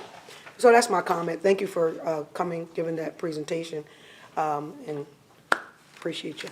No, thank you. And, just to add to that too, one of the things, especially for any gun enthusiasts that are not just in this room, but are also residents of the city of York, this does not prohibit someone who's otherwise lawfully able to purchase a firearm from being able to privately make their own firearm. Right. You still would be able to do that. This is, become what, and there's already some federal, it gets a little murky when it comes to federal law relative to ghost guns because it's a different animal when they're disassembled, as opposed to when, they're sold. Right, because they're not put together. 100%. So you might have heard about 80% kits, or, when that Yes. rule came out, just one way to circumvent the rule was just, we'll sell them as 70% kits now. Right. So, you have to constantly be able to be agile and be able to respond to when folks try to utilize these loopholes. Thank you. I do have a comment, just to share with our residents here in the city of York, Pennsylvania, so that we can have a better understanding why the ghost guns are a public safety concern. This process of converting these unregulatable and untraceable ghost gun kits into functional firearms can be easily completed without the purchaser possessing any specialized skills or tools. These untraceable firearms have become the weapon of choice for criminals due to the fact that there is no background check required to purchase them. And so just moving forward, even with the numbers that were shared by Sergeant Pickle, and thank you, sir, for sharing that information, here in the city of York, I strongly believe we need to do what we need to do to keep our residents here safe, to keep our youth safe. Mr. Flood shared that it resembles a toy. But also, if you do not need a license to purchase them, then it makes it more easier for our youth and for unsavory individuals in our community to gain these weapons and use them and unfortunately shoot and kill and murder our residents here in the city of York, Pennsylvania. And so I strongly believe we need to do what we need to do as council, what we need to do as residents, to keep our city as a safe city. Here, Commissioner Muldrow and his illustrious officers have been doing a wonderful job in keeping our community safe, and legislation such as this can assist them in doing the great work that they have been doing here in the city of York, and to continue moving forward in doing that work. So thank you. I have a quick question for Sergeant Pickle. Does the police department have access to the federal firearms licensee database? Or yes, that's. I guess in regards to your question, do you mean like if a firearm's recovered, do we have access to run the serial number and determine who owns it? Is that what you're asking? Yes, sort of. How do you, well, so you have to be a federal firearms licensee to make a ghost gun, and then it's not a ghost gun because you're a federal firearms licensee, is that right? Right, And so you heard it, so the ghost gun part is up on. You have to go to the podium. Okay. Yep. So a lot of times the terms are used interchangeably from a privately made firearm to a ghost gun. The ghost gun is really a gun that does not have any, otherwise is not marked or doesn't have any serialization. For the purpose of this ordinance, in order to purchase or sell these kits, you would have to be a federally firearm licensee. And if you were, would you be putting your serial number or some number on it? Well, so in this case, so the state law, House Bill 777 is very specific about saying, hey, you have to serialize these weapons. So it's distinct from what we're doing here. So there's not a mandate for serialization on the local level. It's strictly that if you're going to transfer or sell these guns, you have to be a federal firearm licensee at FFL. So there wouldn't be an onus for you if this ordinance was enacted for you to serialize the weapon. But you could also, if you're an FFL, you could make it. You don't have to put any identifier on it. Is that correct? And then you can sell it. Well, Can they sell it? Well, if we're talking about in the city of York, if it doesn't have a serial number on it, then if you're going to sell it. We're talking about strictly making it. Because we're conflating the state law is saying everything has to be serialized, whether you sell or purchase And whereas this one, there's no onus for you to do that if you're lawfully, back to what I was saying, if you're lawfully able to privately make your own gun, then you wouldn't be subject to that. But if you're going to be in the business of selling, and then there was also another rule that came out more recently, this was around universal background checks. If you're in the business of selling a gun, whether for profit or just, a one-off, if it's not a one-off sale, if you're in the business of selling guns or making a profit from selling, these would have to be serialized through federal law. Basically, though, this ordinance is just saying to make it, you have to be an FFL. And you can make it, and this isn't addressing any sales or anything, this is just addressing making. No, what this is making and also being able to, for you to be able to purchase one. So if I'm not an FFL, I would not be able to, if under this ordinance, I would not be able to purchase or be transferred a unserialized, what we call an unfinished firearm build kit. Sell or transfer. They both have to be FFLs. Correct. Okay.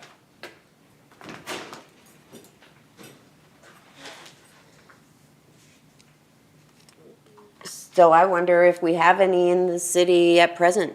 Do we have people with the that are federal firearms licensees in the city? Do we know if we do? I'm sure we do. I'm sure there's quite Yeah, a few. I'm sure. Yeah, I mean, part Is of there what a registry of them, or, I mean, I guess that's in a federal database that's something somewhere. that can be obtained, and that kind of goes back to what I said earlier. And you might see a brick and mortar gun store and think, oh, there's only 2 gun stores, and at least in this city. Whereas if you look at a database, there's someone that's operating as a dealer from their apartment. Right. Or from mom's basement. Okay. So it may not necessarily represent it from the outside, that you have quite a few FFLs in your jurisdiction, or holders rather. Thank you. You sure? You good? Yeah.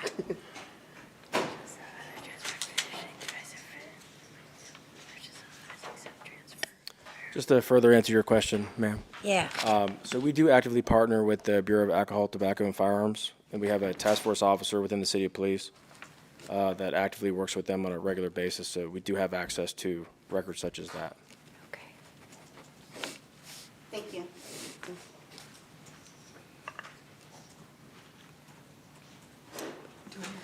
Okay. Do we have any public? Oh, anybody else on council have any questions? None. Thank you. Any comments or questions from the public? All right. Hands raised. Marie?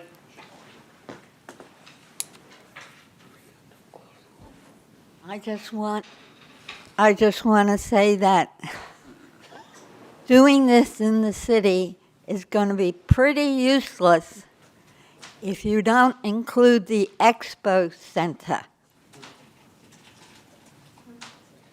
Because it's at gun shows there that this happens.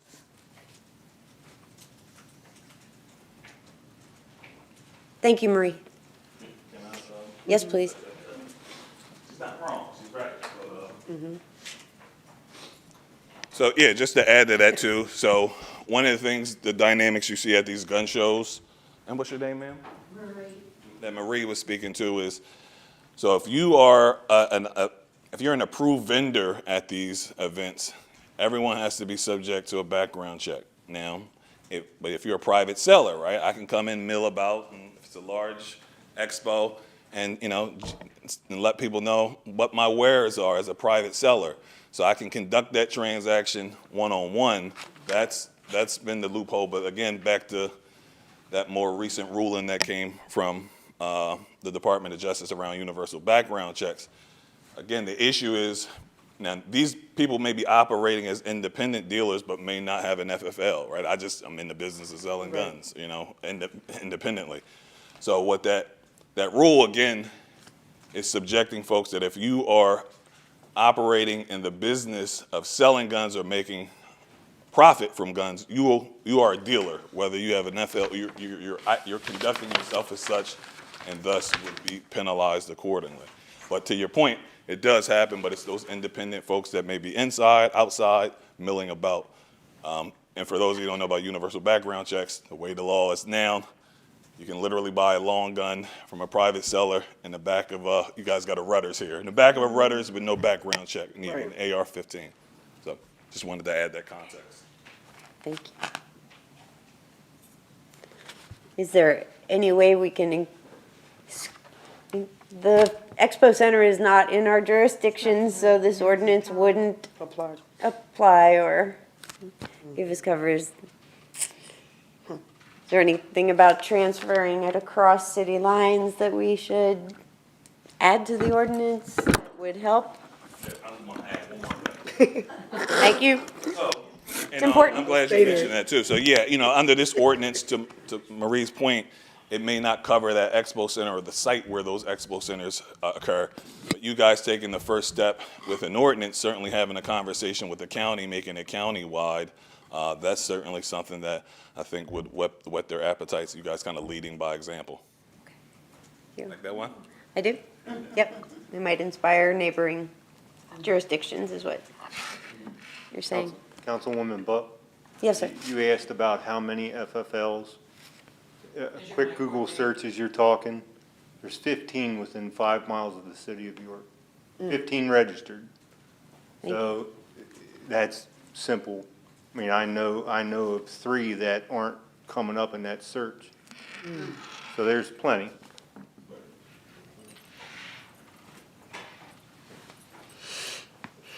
Okay.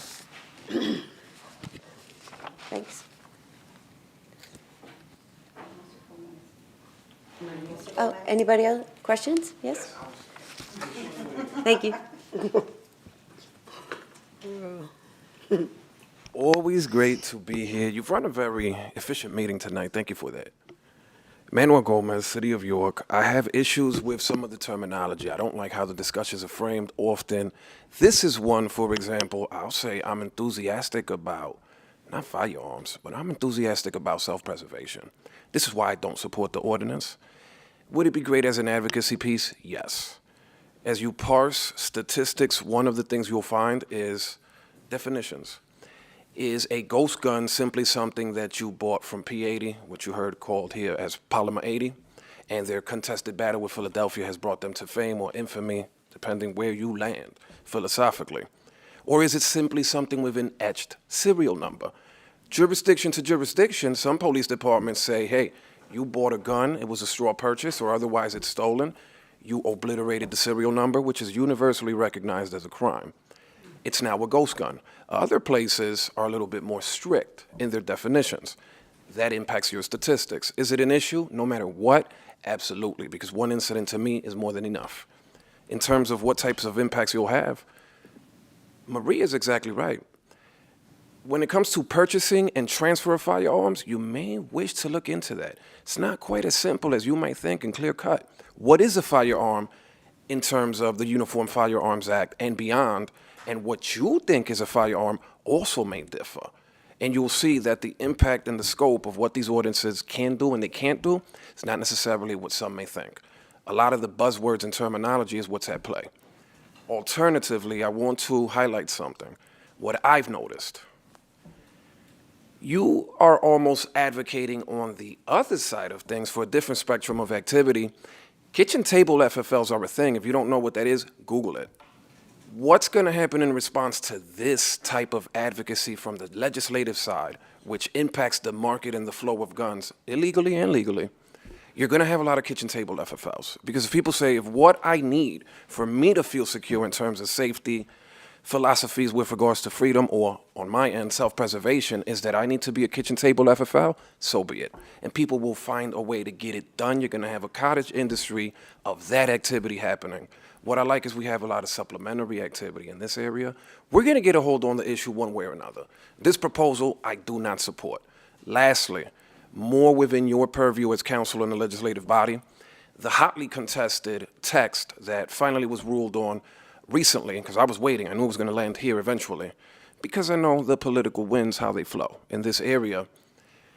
It may be appealed, but the Supreme Court has already announced that in the next term, they will be looking at it from a much larger level, and maybe we'll have some sort of guidance and definitions that will take us forward there, because yes, they've already highlighted that here, the text is verbatim copy-paste, which I guess harmonization is a good thing in some ways, but I sort of don't like it. But why? I guess fix what's not broken, but I don't like to see, at least they took the municipalities' names out this time when they did the copy and pasting. We've seen that many times. Sometimes I wonder, do you really read what we put down when you have something here and it has references to Chicago, Milwaukee, other places? I did notice it was almost verbatim text. At least that ordinance is no longer as hotly contested. But to say that this is a settled issue, absolutely not. Many intricacies. It's still something that's very much in flux. I applaud you all for the discussion. I love the discussion. It should continue to be a rigorous discussion. I don't support this measure. I support a lot of other things, and of course, I'll be here for those. Thank you. Thank you.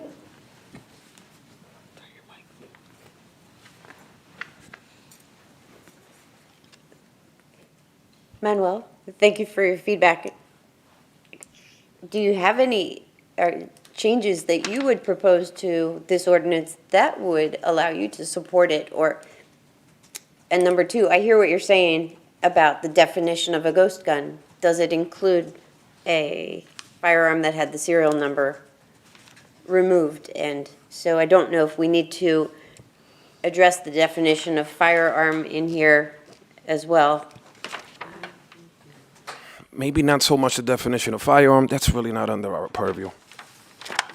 Legislatively speaking, we can't. It's already defined.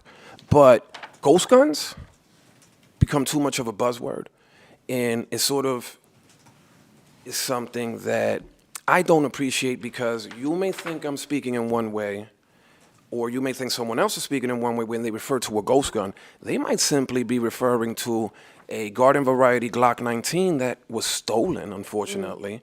Hopefully reported, because I do think it's a good thing to report these firearms when they're stolen.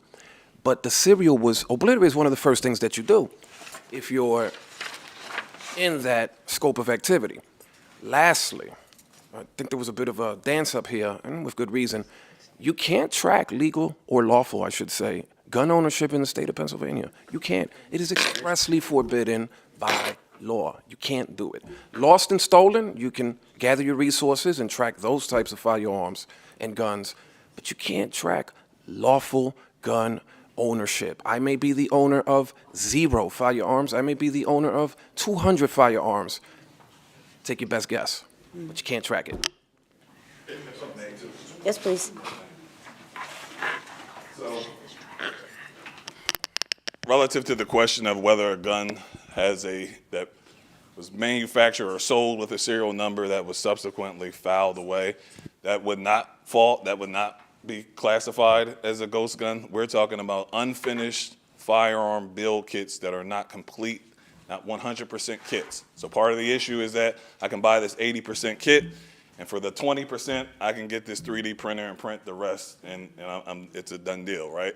So this is strictly for those kits that come, they're sold unserialized in a disassembled form. So it would not include any other guns that came or were sold with a serial number. And to the gentleman's point about the registry, so what he's talking about is there is a state law that prohibits there being a registry maintained on how many guns someone owns.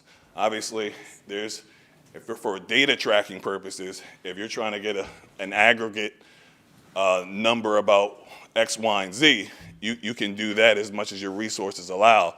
But being able to pinpoint who specifically has X amount of guns or purchases, he is correct in the fact that there is a state law that prohibits that registry from being. You have some people that just consider compelling information to be a registry, right? So, but I just wanted to clarify that. Unfinished firearm build kits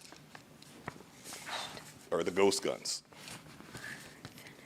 Unless you can buy the whole kit, you can buy 100% kit and build it yourself if you wish. But we're targeting, the reason why someone will buy something partially finished is because they can't pass the background check to get something 100% finished. That's the simplest way for me to put that. Okay. Go ahead, Franklin. Franklin Williams, 528 West Market Street. This is not the subject that brought me here today. but I've listened to everything carefully. And I support the right to responsible gun ownership. I support it strongly. I also support reasonable gun safety measures.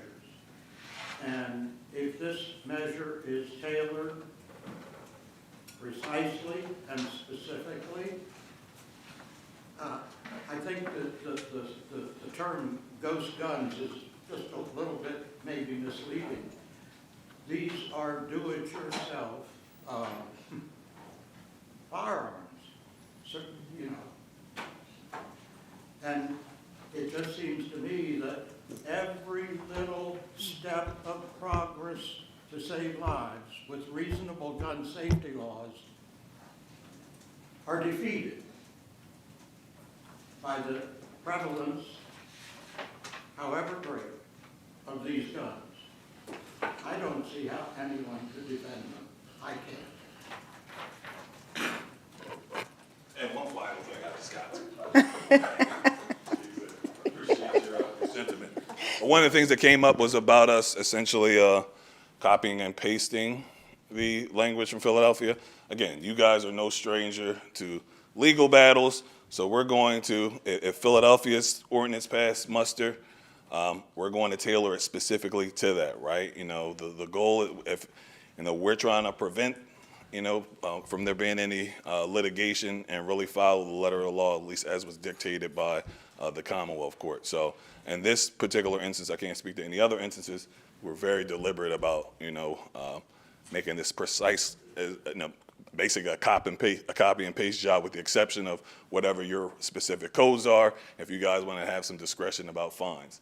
Other than that, we did that very deliberately for legal reasons. Thank you, Mr. Flood. I do have two brief comments. If you look in the legislation, although when I introduced or mentioned or brought it before for committee, I did mention ghost guns. That is just in parentheses. If you notice, there is no mention of it in the legislation per se. It starts off with to establish Article 702 entitled Unlawful Manufacture of Firearms, to add definitions, to add additional prohibitions on use of three-dimensional printers, to impose prohibitions relating to the transfer, use, or conversion of unfinished firearms and certain equipment, the manufacture of firearms, and to prescribe additional penalties for violations of this article. And if you go over to the Article 702 and you come down to the definition of an unfinished frame or receiver is a piece of any material that does not constitute a firearm, but that has been shaped or formed in any way for the purpose of becoming the frame or receiver of a firearm. A finished frame or receiver is any frame or receiver that does not require additional milling or other modification to be capable of expelling a projectile when combined with additional components such as a barrel. Thank you. Thank you.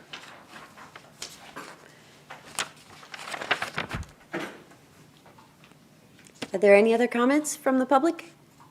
Okay. Any other comments from council? I see that we have it set for a May 7th legislative agenda. Am I able to ask if we could move it to the May 21st legislative agenda? I think you would probably, since the May 7th was on the committee sheet, that you would have to make a motion for the May 7th, and if it's not passed, then you could go to the May 21st. Okay. I mean, that would be what my thought would be on that. That's what she said. Is there a motion to place this on the May 7th agenda? I move to place this on the May 7th agenda. Do I have a motion? Or you did do I have a motion? I was just And then- asking if there's a motion. Yeah. I'll make a motion. For May 7th? For May 7th. I went 21st. Second. Do I, second? All in favor? Aye. Aye. Nay? Is there a no? No? Okay, the yes has it. Yep. So Okay.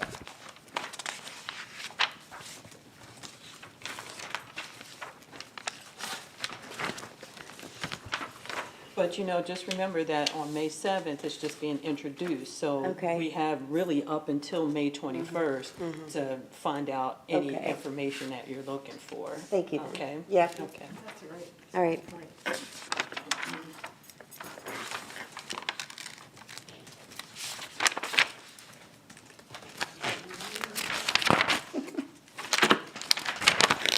Moving on. The big one. Okay. Thanks to everybody who came for this and waited. Brandon, if you want to leave, I would go right now. This would be the perfect time for you all to get stuck in this cyclone. We have, it's a resolution or an ordinance is being discussed. It's a bill. It's a bill. Yep. Here, you can- if you just- Oh, there we go. you can just Flip it. read it. Yep. Well, we have a bill and a resolution, so we have a choice. That resolution Right. is Is should be unrelated. on there. Look at your chart here. Yeah. Was it? Oh, no, that was right. Yeah, the That's right, the resolution, resolution, that's right, that's right. The bill establishing, the resolution should, it's just, here, bill amending the plan. Right, two different Talking things. about, yeah, talking about the text of the Right. ordinance. The resolution is, It's a different item. okay. All right. So we're introducing a bill amending the planning and zoning code to establish a residential redevelopment overlay.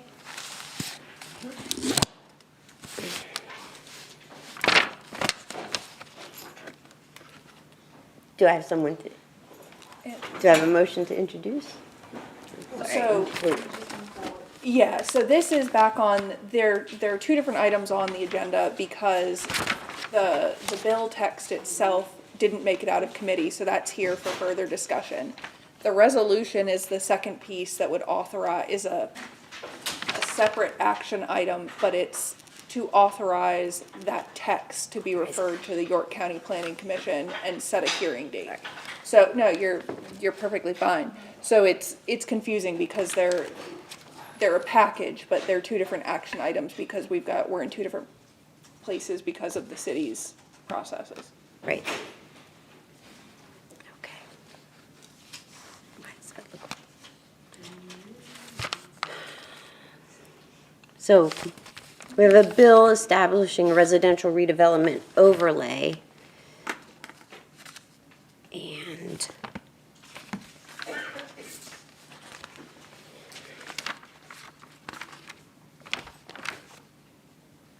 And this isn't actually proposed to be placed on the May 7th agenda, this is still just for discussion.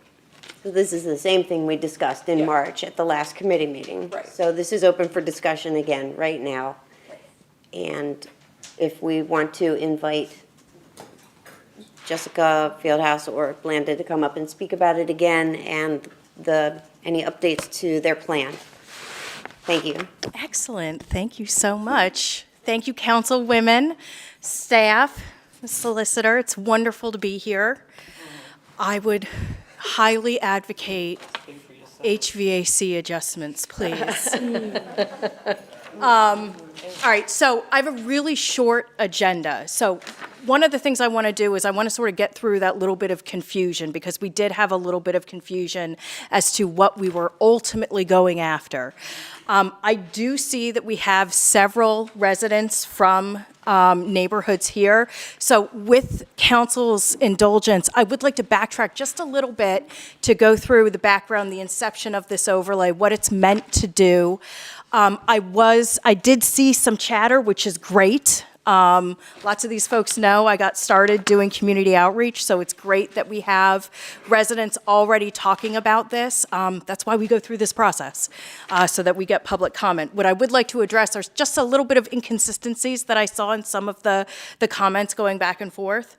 And then ultimately just clarify what we're actually here looking for this evening. So, just to provide background, Marilyn, it's awesome to see you. Franklin, wonderful to see you. Marie, you look amazing. It's great to see you. Please pass on my best wishes to Joan. I'm sorry she had to leave.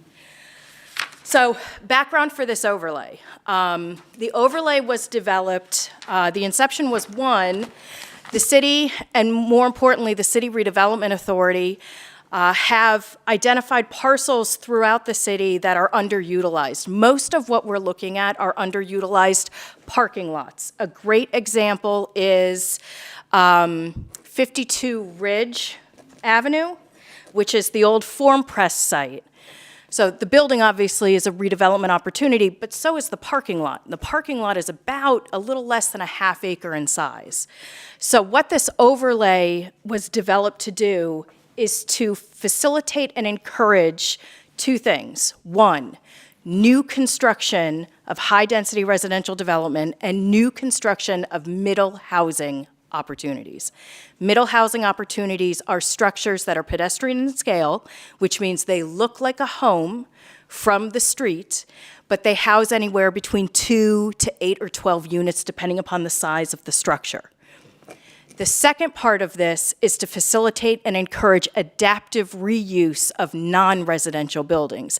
And I want to make that distinction really clear because part of the concern that I heard is that this will lead to single-family conversions to multifamily units. And that is not on the table at all within this legislation. So really clear, we're talking new construction and we're talking adaptive reuse of a non-residential building. The second thing that I wanted to review were the goals of this legislation. Again, just so that we're all starting on the same page.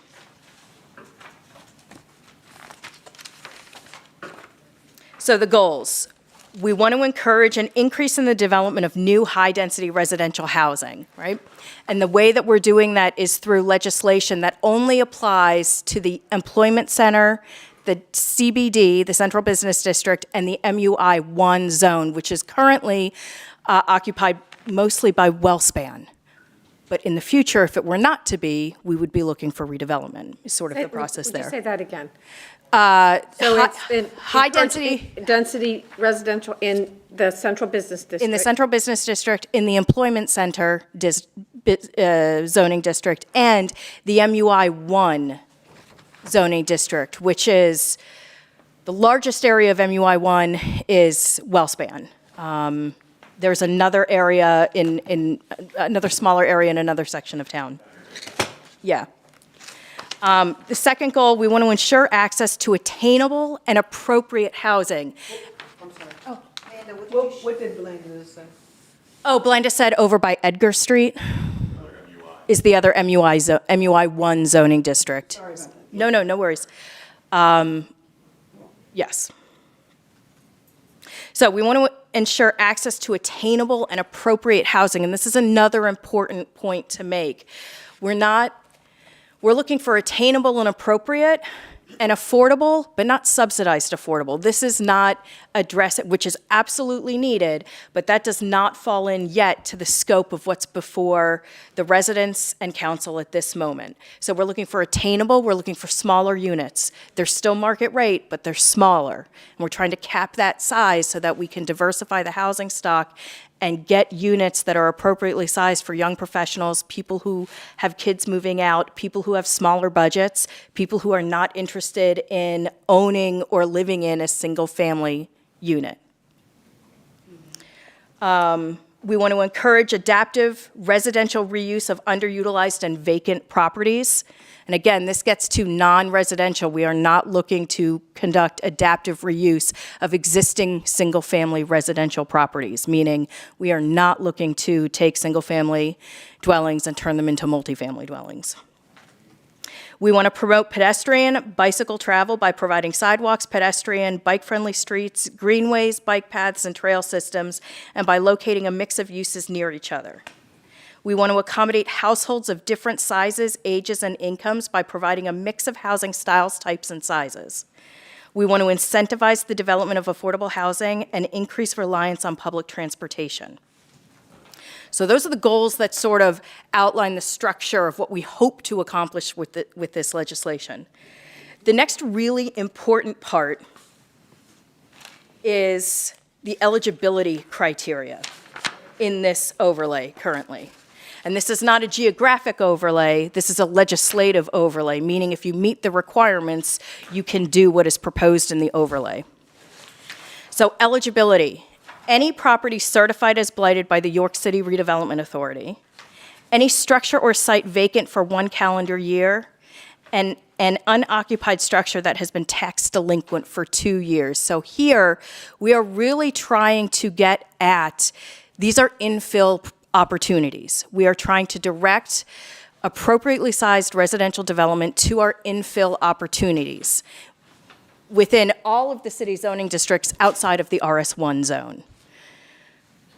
And those are the big things that I wanted to underscore and underline, just because I saw some communication out there that was concerned about other aspects of this overlay that weren't quite accurate. Now, when we were here on March 27th, we reviewed the background, all of the information for the overlay, and I'm happy to answer any questions from the public and council regarding the progress we made on the 27th. At the close of that meeting, what was suggested was that we look into, one, mandating affordable housing. This is also known as inclusionary zoning. And also, and I completely understand it, the hesitance to decrease parking. And what I provided was some additional information in memo form to council, and I know it was provided to the public. And I want to be clear on the intent of that information. So number one, with regards to the case studies for parking, my intent there is not to compare York City to other metro areas, Minneapolis, Boston, what have you. The intent there with those case studies is more to help the public and council understand what parking reform is and what other municipal governments are doing with regards to parking reform and what has worked or not worked in their municipalities, right? So I want to be really clear, I'm not thinking that we're going to accomplish what Minneapolis did or Boston, but I want everyone to be clear that parking reform is on the horizon. And if we're going to discuss it now, it'll be discussed during the zoning ordinance rewrite. It's here, it's going to stay here for a little bit. Those are the basics. The other aspect was the inclusionary zoning conversation. The intent there, again, inclusionary housing is critically important, and I think it's critically important to York City, but the important information here was that establishing inclusionary zoning legislation is a big lift. And it requires some processes on the back end so that we can, because with inclusionary zoning, we are mandating affordability for a period of 15 to 30 years, and we are mandating eligibility criteria for those units that fall into that inclusionary housing legislation, which means on the back end, we need to have staff people assisting developers, nonprofits, people who are utilizing this inclusionary zoning legislation. We need to have processes on the back end so that staff can maintain and certify eligibility of renters or homeowners who are going to be living in these accessible, affordable units. And we also have to work with those housing providers to maintain that 15 or 30 or 45 years of affordability that's mandated in the legislation. So the intent here is maybe to communicate, and I'm open to all opinions, but from an overlay perspective, the opinion of staff and myself is that the overlay may not be the appropriate vehicle with which to accomplish inclusionary zoning, just because of the heavy lift that it should be and the processes and procedures that it takes on the back end to make it successful. When Baltimore implemented their inclusionary zoning, it was a 7-month process that involved hundreds of stakeholders to make sure that that legislation worked from a business standpoint and from the municipality's concern over affordable housing. So lastly, or two more things, what we are looking for tonight is for the resolution which will give staff the authority to send this draft legislation to the York County Planning Commission for their formal review, and then for staff to work on setting up a review and adoption schedule. And I want to be really clear here. This review and adoption schedule can and should, based on the feedback that we've received, include some town hall meetings. right? So there's no reason why we cannot forward this to YCPC, and then also in May and June, schedule some town hall meetings. And, I looked at the legislation today. One of the things that we would do in this town hall meeting, we talk about parking reform. We talk about the need for additional housing and additional types of housing. But then also, because this ordinance, the idea for this came about because we had target properties all throughout the city in almost all of our neighborhoods. We can actually do a case study based on a property that we know of that we'd like to see redeveloped.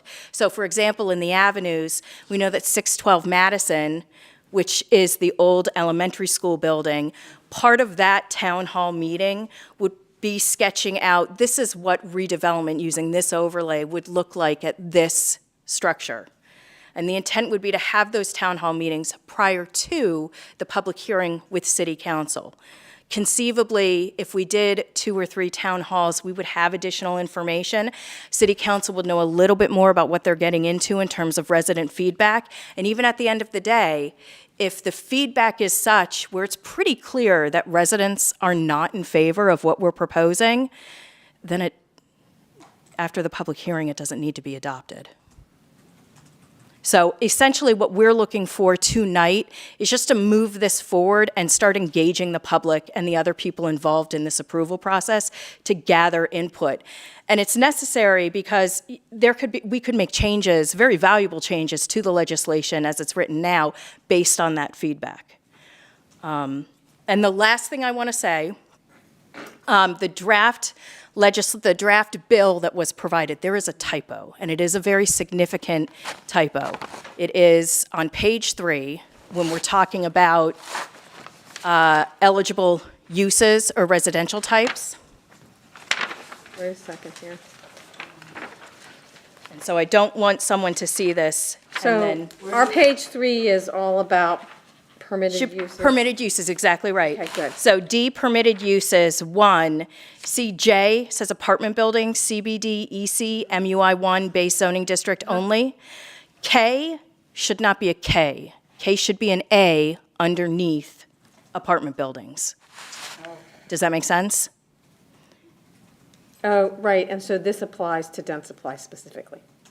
And anything, it would apply. Anything else, but right now, that's. Well, it would also apply to the Northwest Triangle. It would apply to anything in the Central Business District, anything in the Employment Center zone, anything in the MUI1 zone. But I want to be clear because that's a typo. That should not have been a letter J. It should have been a 1 underneath J. Can you send me the update? I will send you an updated one, absolutely.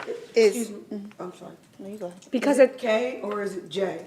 J is the apartment buildings. It shouldn't be K underneath it. It should be like a 1 Or A? or an A, but probably because it's already a All right, so not a, letter. Yeah. and L is okay? L would then become K. Okay, yep, that was my. Make sense? Yes, thank you. And that's all I have prepared, and I'll take questions, and obviously, I know we have people from the public here. I have one, and I'm just thinking of the Kodiak building that's currently on South Pine Street. It's being redeveloped into this type of housing you're talking about, but the overlay wasn't necessary to achieve that. So if a no, it doesn't seem to me that a no to this resolution stops us from providing that middle housing. It doesn't stop us from reaching for fair and equitable housing. It can happen anyway. But saying no, perhaps, keeping that, and the Kodiak building, I was there when I went to planning, I was there when I went to zoning. In a week, it was approved, ready to go, no delays. But that extra step gave residents a chance to come forward with any concerns. And I would rather err on the side of caution and allowing as much public input because people are very worried about this. So it doesn't seem that saying no would stop us from developing this housing, and it's needed. I agree with the concept. But it would happen anyway, it just would go under an extra review, which never hurts. Well, and I'm not sure if I'm understanding exactly what you're saying. Right, they could do a variance, and I think but I want to be clear, you could say no to the bill, and some of this housing could be developed. Exactly. If you say no to the resolution, then we're stopping the public input process, which is not something I would really like to do.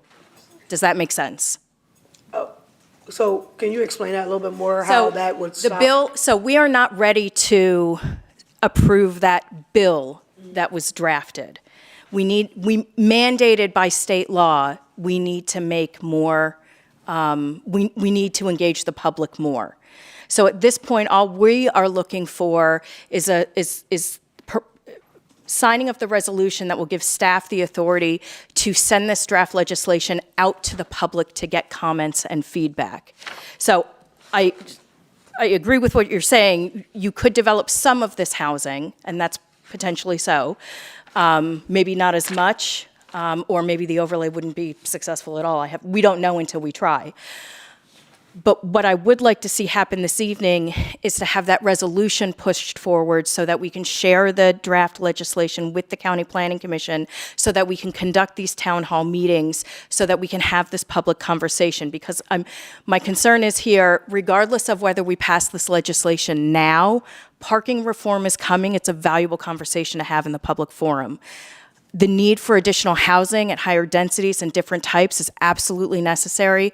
We need to have that conversation. The more we have that conversation, the more people will get comfortable with these sort of planning ideals, or these new, or these new ways to think about planning. You know, we got to be having the public conversation. So that's, for this evening, that's what we are looking for, is to push the draft legislation out and to get comments from others. Whether the bill passes in July or not is still up for question and debate, if that's clear. Thank you. Yeah.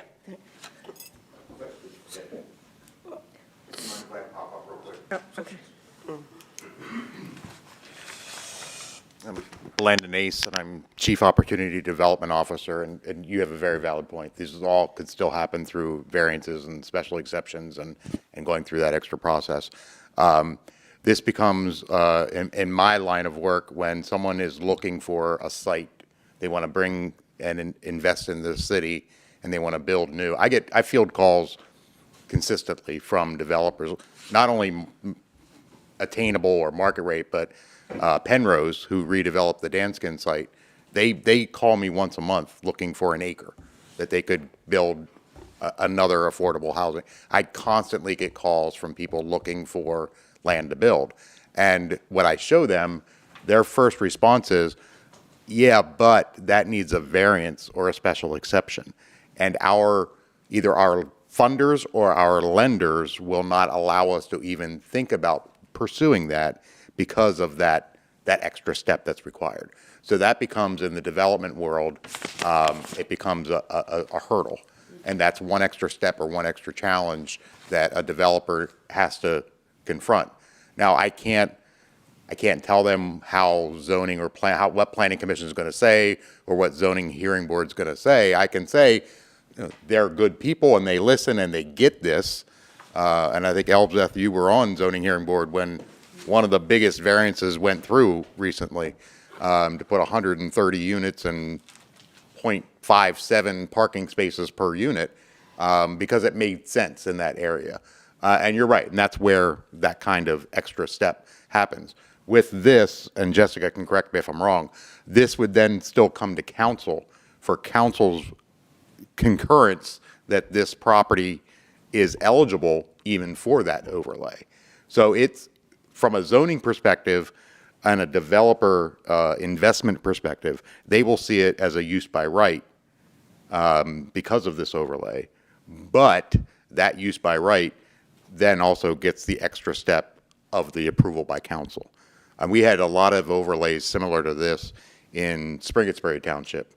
And you were on planning commission there, or you were? Zoning hearing board. Zoning hearing. Perfect.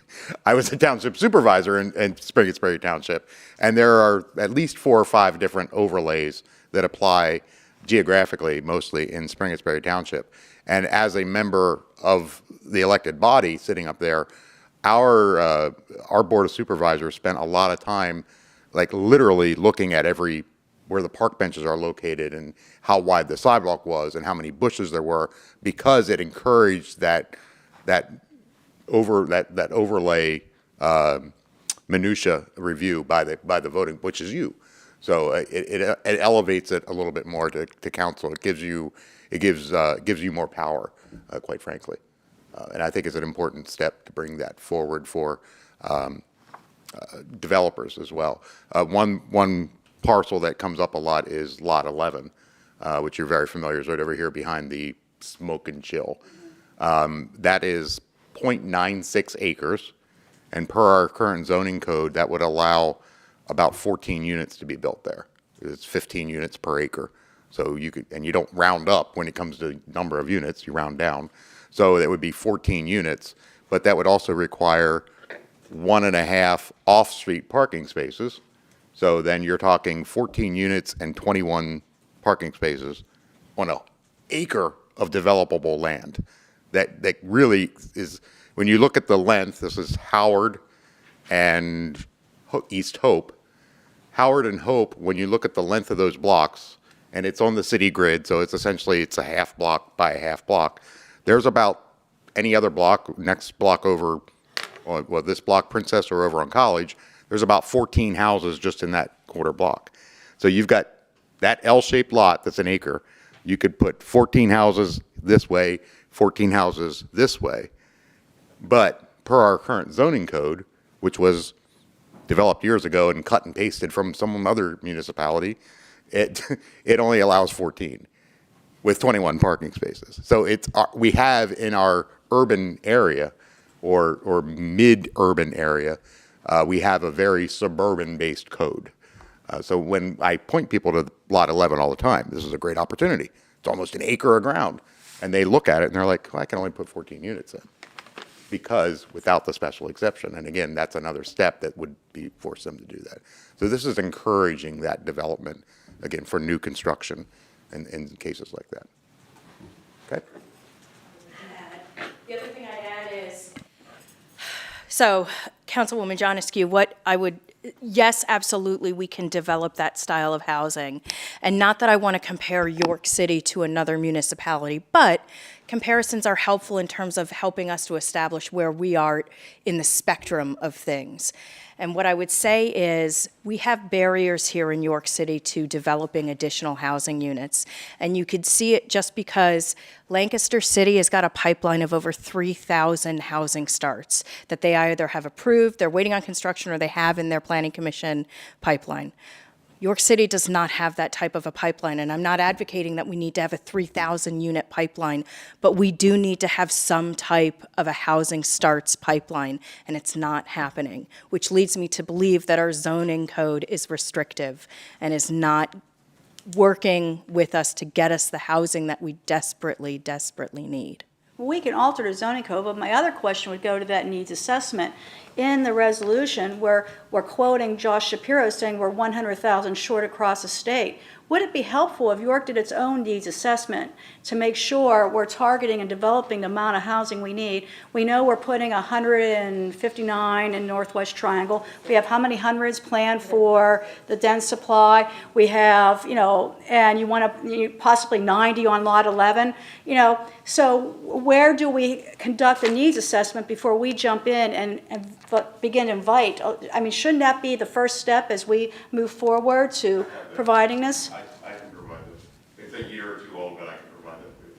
Thank you, because it's not mentioned here or presented to us, and I think that's good to begin to plan to make sure that when we're inviting development, we're doing it in a way that's meeting need, but not overwhelming the community or leaving us with a saturation of unwanted housing. Okay. I have a question, I do. I just wanted to know if you can explain a little bit more pertaining to the, when you made the comment of smaller budgets. What does that look like? When you said that these houses are going to be pretty much, correct me if I'm wrong. I just wrote some notes when you said that they're going to be developed more so for smaller budgets. And so I just want, Sure, absolutely. Yes. So the basic premise of that is we don't have a whole lot of structures in the city that offer multifamily units at densities of maybe 2, 4, 6, 8 units in a structure, right? We have a lot of single-family attached, detached, semi-attached housing. The issue is that some folks can't afford a single-family detached or attached or semi-attached home. And where the smaller budgets comes into play is that the more units that we are allowing within a single structure, the more that value proposition is there for both the developer, who we would hope would be a small developer who already lives in the city, who is looking to invest back into their neighborhood. But then also it's a value proposition for the tenant that's going to be living there, or the owner, but mostly these would be tenants because condos are difficult to finance. And really what we're trying to get is more units in a smaller amount of space. Right. And that will automatically be cheaper. So I think the example I'm looking for is like when you say small budget, is like a number, a figure of what does that look like? Because when you're looking at a smaller budget, where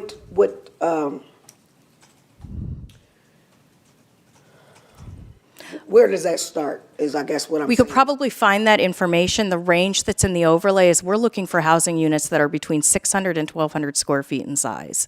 Okay. And so probably per square foot, there's a number, an average rental per square footage. I don't have that number off the top of my head, but essentially that number that's an average in York City would play into, but it would have to be kicked up a little higher because this is new construction. Right. And a lot of what we have is existing older construction.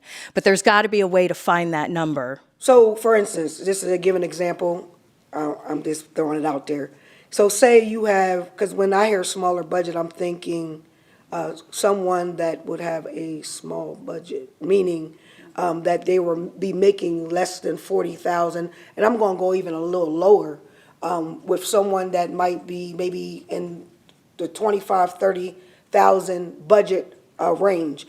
So would they actually be able to afford this type of housing? No. So that's what I'm asking, like, so that the Because, community. right, because this is still market rate. So this housing, we Yes, haven't so that's added. what I wanna know. Right, we haven't added in any affordability criteria. We are not identifying that these units, there need to be 5% units that are affordable to somebody making 30% AMI, because we don't currently have the structure in place with which to implement that type of a program. Right, and the reason why I'm asking that, because when you use that terminology, smaller budgets, that can be misleading to our. So can affordable. Affordable can be misleading. Absolutely. So can smaller budgets be misleading, and then it can appear to look like regentrification again, to our residents, because just because we're hearing smaller budgets, boom.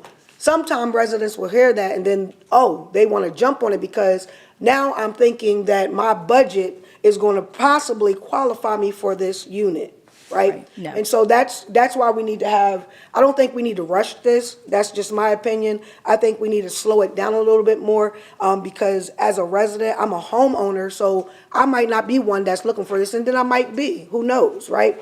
But the thing is this, I think we got to be careful with the terminology that we're using, because it can be misleading a little bit. And then even when we're looking at the parking reform and stuff like that, you know what I mean? And like we said before, so often we've seen this before, right? Where developers come in and they say that this is what we're doing.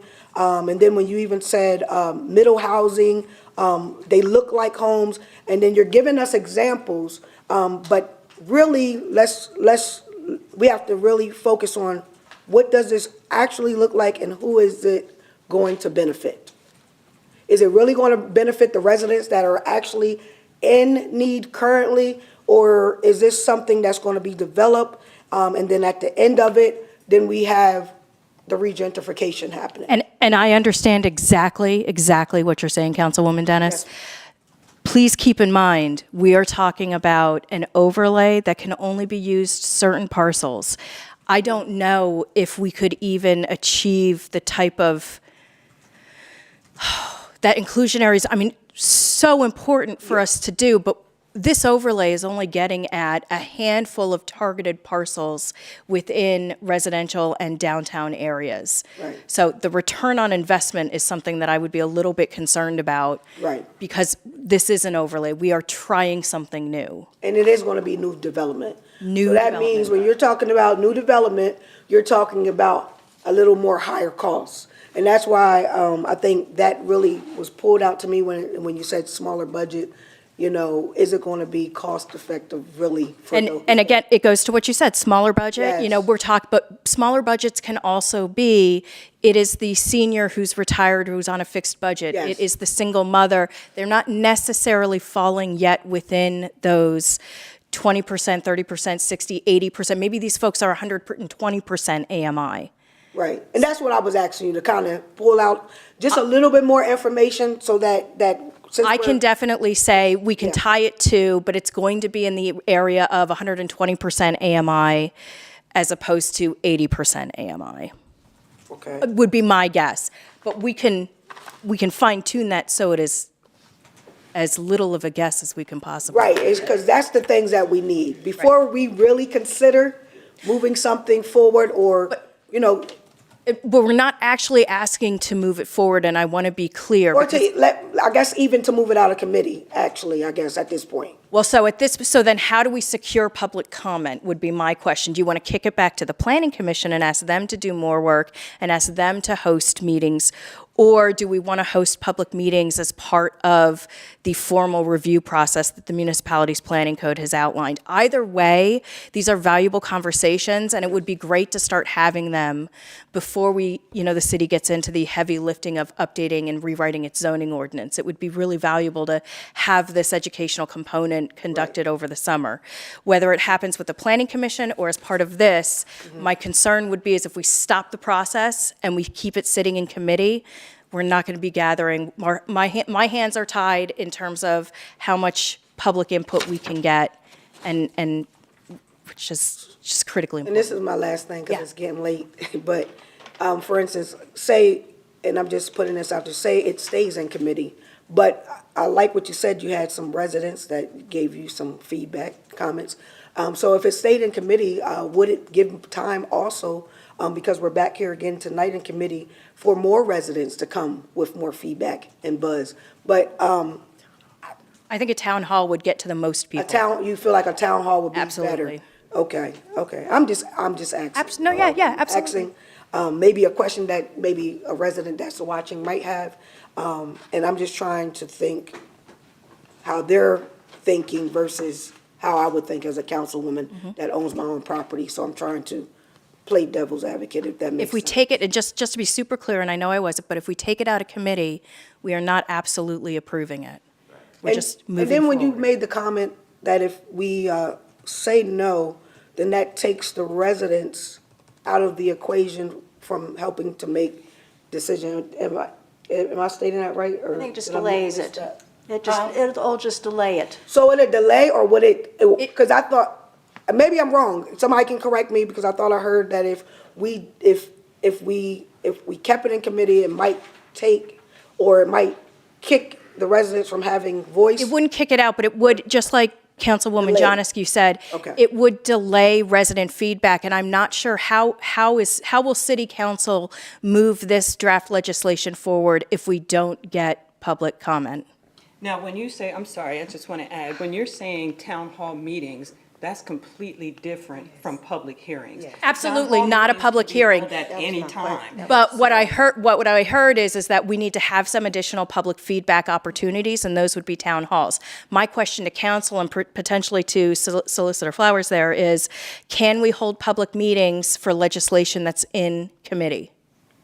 I think Yeah, you can hold public, Yeah. town Yeah. hall meetings for whatever you want. And I don't- and I there's don't other ways that we can even go about the approach. It doesn't have to be a town hall. It could be a survey. It could be, I know people don't like to do this no more, but it could be door to door. It could, I don't know. It could be a way that we, get out to the residents. It doesn't, I know people like to hear town hall, but that's not the only way that we can, get that information out and get feedback. So I think we have to take a broader, we gotta think broader on this, more so just wanting to do just one or two town halls.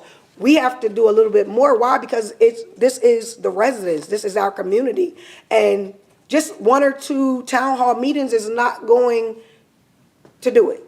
Let's be real. It's not going to do it. It might push on the overlay. It might push the process for the developer, but where does that place us when it comes to our residents? And if they agreed upon what it is that us as councilwomen are trying to take out of committee or push forward.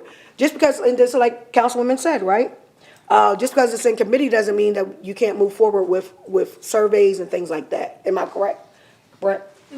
Okay. You're correct. As long as council's comfortable with that. It's my opinion, you guys correct me, I think that would be a good approach, before we just say, let's roll this out of committee. Let's do a little bit more effort and I'm not saying, don't take that wrong. What I'm saying is, let's take another approach before we just kind of roll out and see what else we can do versus a town hall meeting and calling special meetings. I know that's the way that people like to go, but this is 2024. Let's try to figure out other ways that we can do this. If I could just briefly, I'm sorry, Betsy. I think that if it remains in committee, it becomes council's purview to go out and get more feedback, which is fabulous. I think when Diana and I were working on the resolution, I believe the resolution says that I am responsible, if the resolution is introduced, that I am then responsible for getting it out on the website and getting information and submitting it to the planning commission. So I don't know if that creates a difference or not. If council is going to do Never made it to, well, yeah. It didn't make it, okay. So the resolution, the resolution that set forth all the administrative steps isn't before them. The resolution that's before them is just to transfer to, or Just to the transmit planning to commission. planning commission and set a hearing date. And make available to the public for public review. Yeah. That happens at the same time, yeah, so that 30-day, Right, but I don't think so council could do their own whatever out for public review on their own then. right, but Absent even the if this resolution. doesn't go forward, DCED isn't restricted from doing any level of public comment that it wants to go forward. It doesn't matter what council acts at this point. I think my department at least defers to the direction of council for pending legislation. You know, we don't want to put that out there if it's, there's clarity on that. I just have a comment.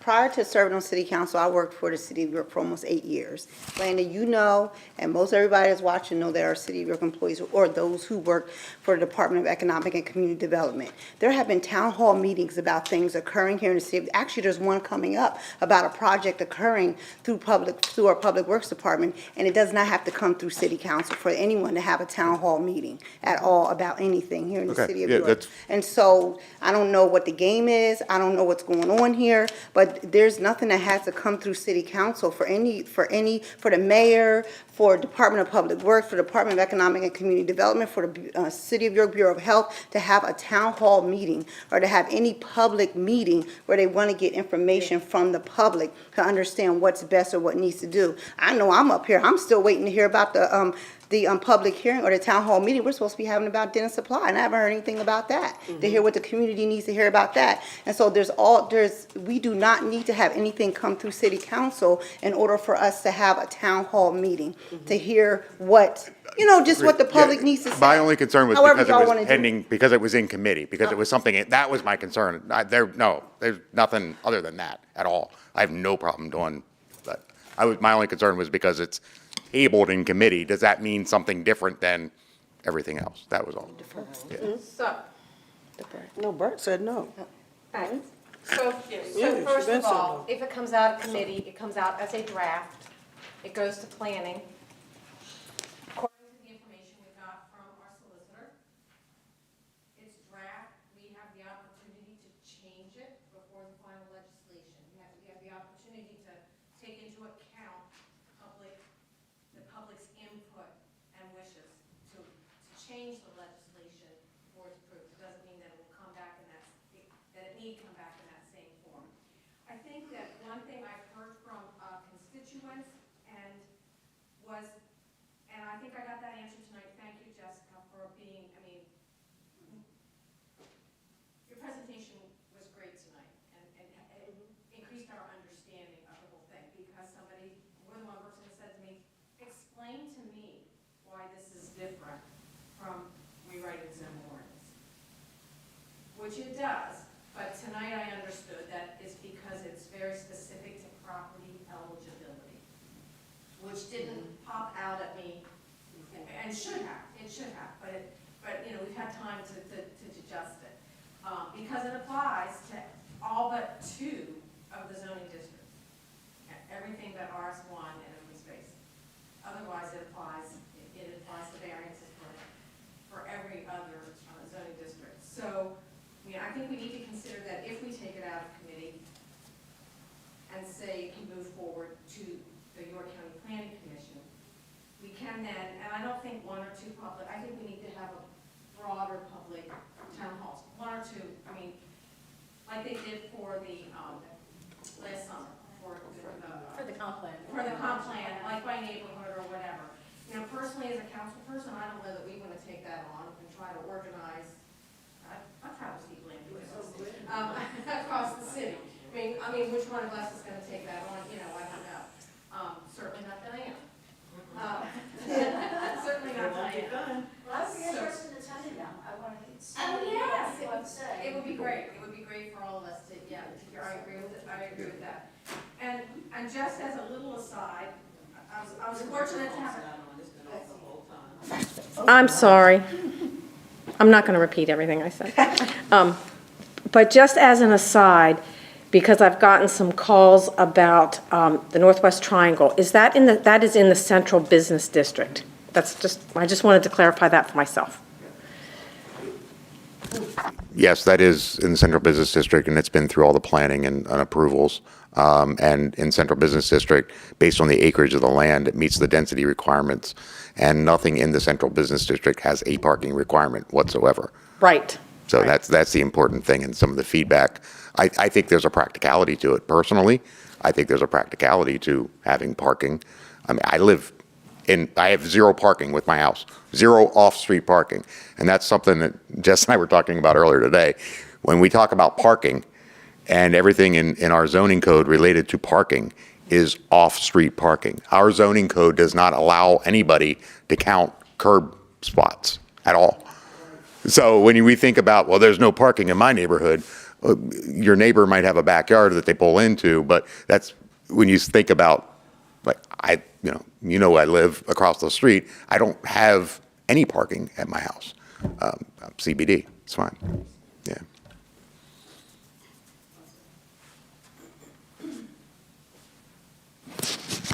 Franklin.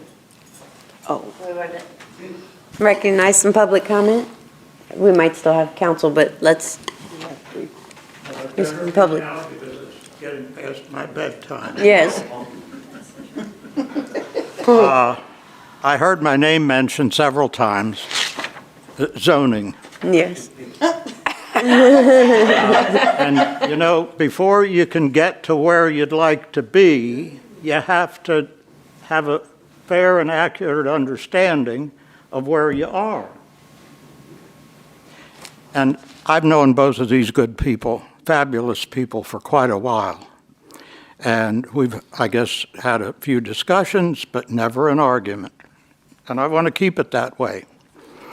But I want to thank Councilwoman Jonescu for referring to a recent zoning hearing board case where we went way beyond the ordinance because it was called for. It was deserved.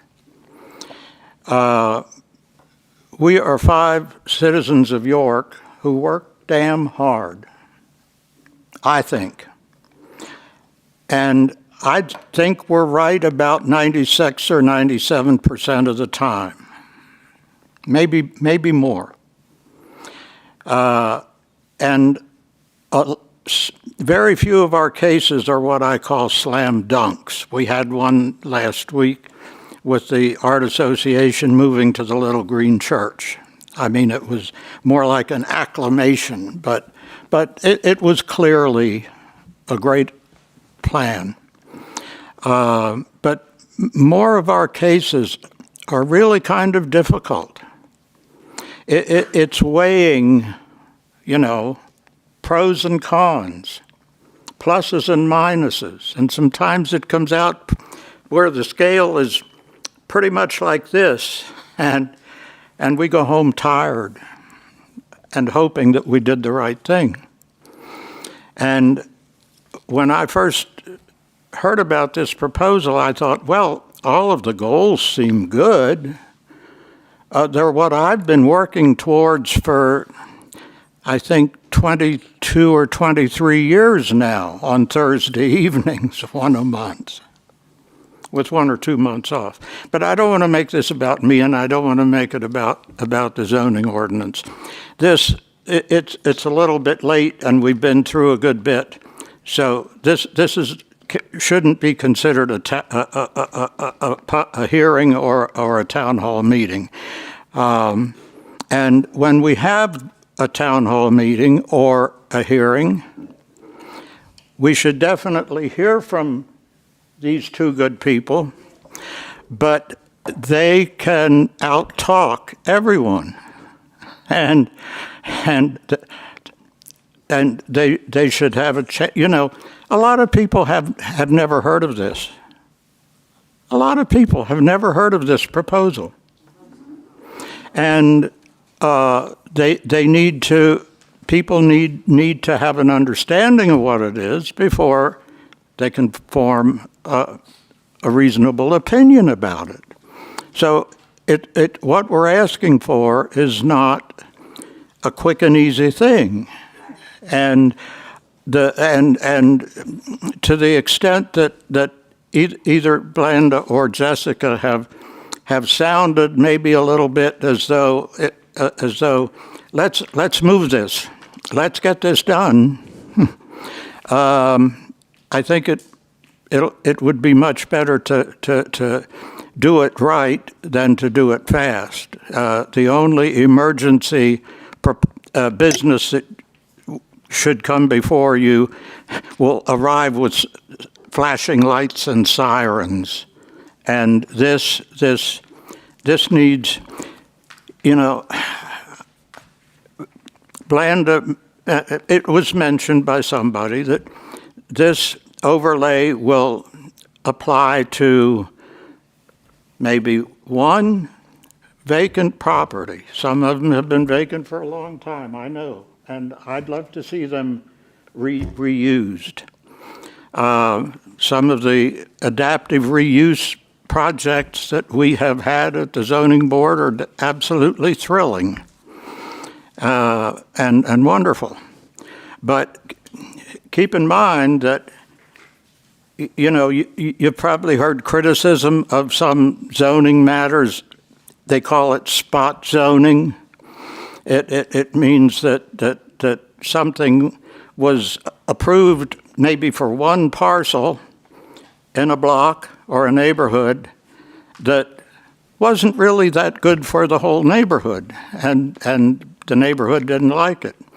And so it sounds to me as though that is a logical concern about this proposal. It could be applied to one vacant lot, possibly in the middle of a block, and turned into something that might add 3 or 4 or 6 more cars in a neighborhood that is already struggling with too little parking. And I'm sorry, parking is a major concern in a lot of city neighborhoods. And we have turned down at least a couple of proposals that sounded pretty good, but when we had a row of neighbors saying, sometimes I have to walk 3 blocks for a parking place after shopping for groceries. So we have to be concerned about good redevelopment projects that will not make a whole neighborhood less livable.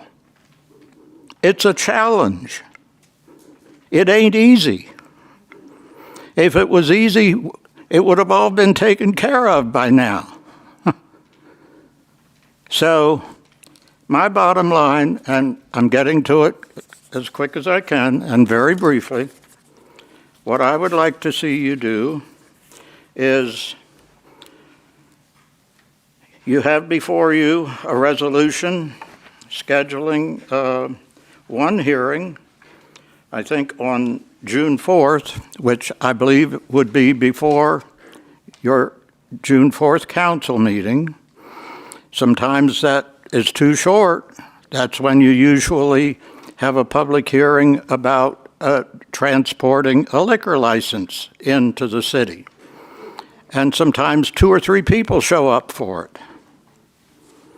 A half hour, I hope, would be woefully inadequate for that hearing, because I hope there would be a lot more people turn out, both to listen and learn and tell you what they think.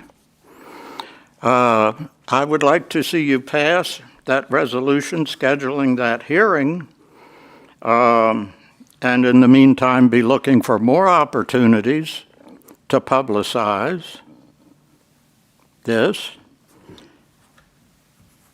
And I would like to see you keep the bill that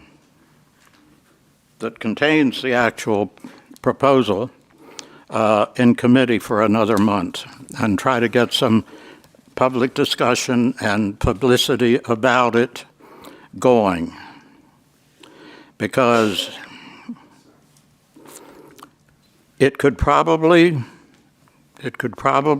do some good things for the city, but I'm afraid that there are also some things about it that worry me a little bit. And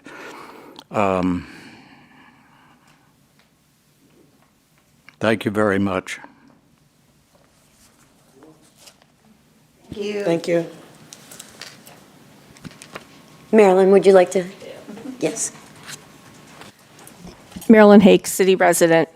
I was at the polls yesterday all day, and other than nobody was talking about candidates, the topic of discussion, but most of the people, the residents that live in the 5 and the 7, was how'd we ever miss what was going on, that they put 159 units and half a parking space per unit over on the Northwest Triangle. We had a lot of people from ColorWorks coming in there, and they were talking about this all day. So thank you to Elsbeth, who sent this over to members of us of the Neighborhood Alliance. It gave me time today to kind of look things up, because I didn't even know what an overlay was before I started looking at it. And I sort of have a different feeling about it now, because what I understood was it kind of was a way for zoning to expedite things, to make things, if you have a developer coming in, that they can move the permit process a little faster and get things done expeditiously. That was my original idea.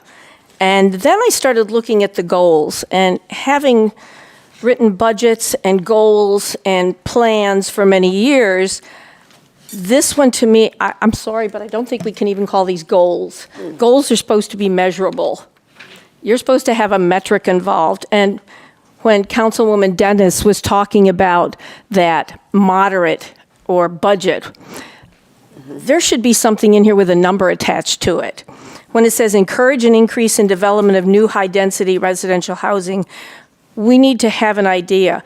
But the one that really struck me was the one where we're going to accommodate households of different sizes, ages, incomes by a mix of styles.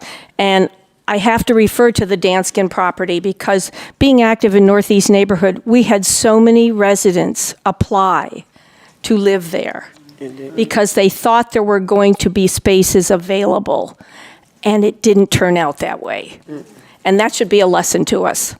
So those goals, as far as I'm concerned, before this even goes any further, there need to be some numbers there. We need to know what we're looking, what is our goal? In 5 years or 4 years, how many of these houses, once we find out what our shortage is, how many do we need? And where is from an income standpoint and from a homeless standpoint, how are we going to provide these? So that was one of my things. And then, of course, the parking. When I looked at these things, and I said to Blanda, a lot of them, they said half a parking place, but it was per bedroom. If you've got a 1-bedroom place and you're on a bus route, maybe you don't need it. But they put it per bedroom, because the more bedrooms, the more people. And the other thing, when you're having 2-bedroom places, you're going to have families in there. what about the impact this is going to have on our schools, on our emergency services? Those all, I think, at some point, and I didn't see it anyplace there, have to come into play. I don't want to keep this any longer than I need to. Yeah, and I think I'm hoping as we go on, we're going to hear answers to some of these. Every one of those goals need to have something attached to it so we can look at it and plan as to what we're going to see happening with this. But I love having things happen with vacant lots. Blandon knows that. That means more people.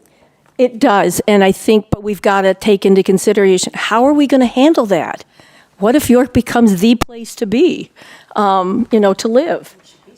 I know, but we do have to, there's got to be some other planning going on along with this. Maybe miniature goals along the way, but these are strategies, not really goals. Thank you so much, and I appreciate your input. Thank you. Thank you, Marilyn. And Marie? Well, listening to the beginning with we would like to do this because of this and this and this. Where did that come from? I know these are wonderful people who do a good job. But is it up to them to make those kind of decisions? Where is our comprehensive strategic plan that should be driving this? As far as I know, we don't have one, even though I went to a lot of meetings and we worked very hard. That these ideas should not have to come from them. It should come from a plan that we should have and don't have. And I'm not saying anything against what they have decided. I'm saying that they should not have had to do that out of the air. I don't want to see this happen until we have a comprehensive strategic plan. I've lived in York for 45 years, and this kind of thing has never happened. We have always had a plan, an overall plan that drove all of the people who needed to work. They need to work under a plan, not devise a plan of their own.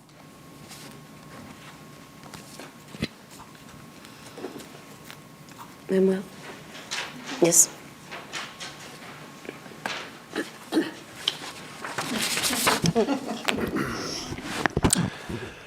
Manuel Gomez, City of York, of course.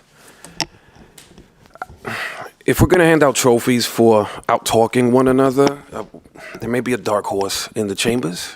I'm not doing that tonight, though. I'm going to stick to one major point. If we want to discuss the democratization of development, that's what I'll call it. Bringing development closer to the people where we can decide, have a decision, have a hand on it, gather some input. You might not consider me qualified on too many things. When it comes to public input, participation in public meetings, policy making, and so on, there's only one person in this entire city that can knock me off the mantle. He happens to be here today. Nobody else comes close. Facebook hot takes, anything else, you call it, can't hold a candle to some of us. We're here. We can speak to participation. I definitely favor the triggering of the formal review and adoption process. Why? It takes it out of these chambers. When you're giving out money, let me try to be nice. Well, certain things attract participation and attention, and that's fine. Sensational, things attract that, controversial things attract that, and whatever garners press. You can garner press by moving this forward, by triggering the adoption process. It's a very rigidly defined, lawfully prescribed process. That's fine. There's no way you can escape that friction. It's going to be slow. It may never take off. One thing I don't want to gloss over is the extreme professionalism with which this has been prepared and with which it's been submitted. The tenacity, the persistence, and even the ability to forecast what's been forecasted while keeping it minimized. The minimization of the scope of these impacts, it's almost not even worth it. But you want to know why it's worth it?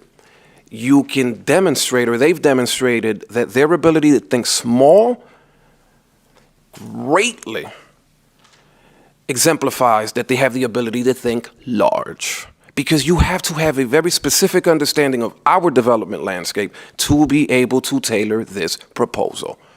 And if I hear the opposition, however they may stand in terms of the opposition, whether it be parking or otherwise, have something as comprehensive, exhaustive, and engaging, well, that's a different story. That's what I would like to see. So much of what we've heard tonight, I really, really appreciated. If anybody hasn't watched the committee session where this was first introduced, I would really like to direct people's attention to that. The focus on underrepresented communities, something that was brought up by Councilwoman Washington. Safety and security, brought up by Councilwoman Dennis. Excellent examples. The incisive questioning by way of Councilwoman John Eskew. This is what we need more of. You'll see some of that come from the public. But until you take it out of here, that spectator sport that has become council and the committee meetings, this is where it's going to be. Take it from me if it matters anything at all. That's where it's going to remain. Please, we need to take hold of the capriciousness and the haphazard nature of what development is now. We can't simply say, well, we have variances and special exceptions. I've called it many things. I'm not going to say what I've called that. I'm trying to be nice and use less of those buzzwords. But let me tell you, if I can draw a nicer analogy, it's like saying, hey, I have a restaurant I go to and I order off the menu because I know the chef. If it sounds bad, if it sounds despicable, it's meant to.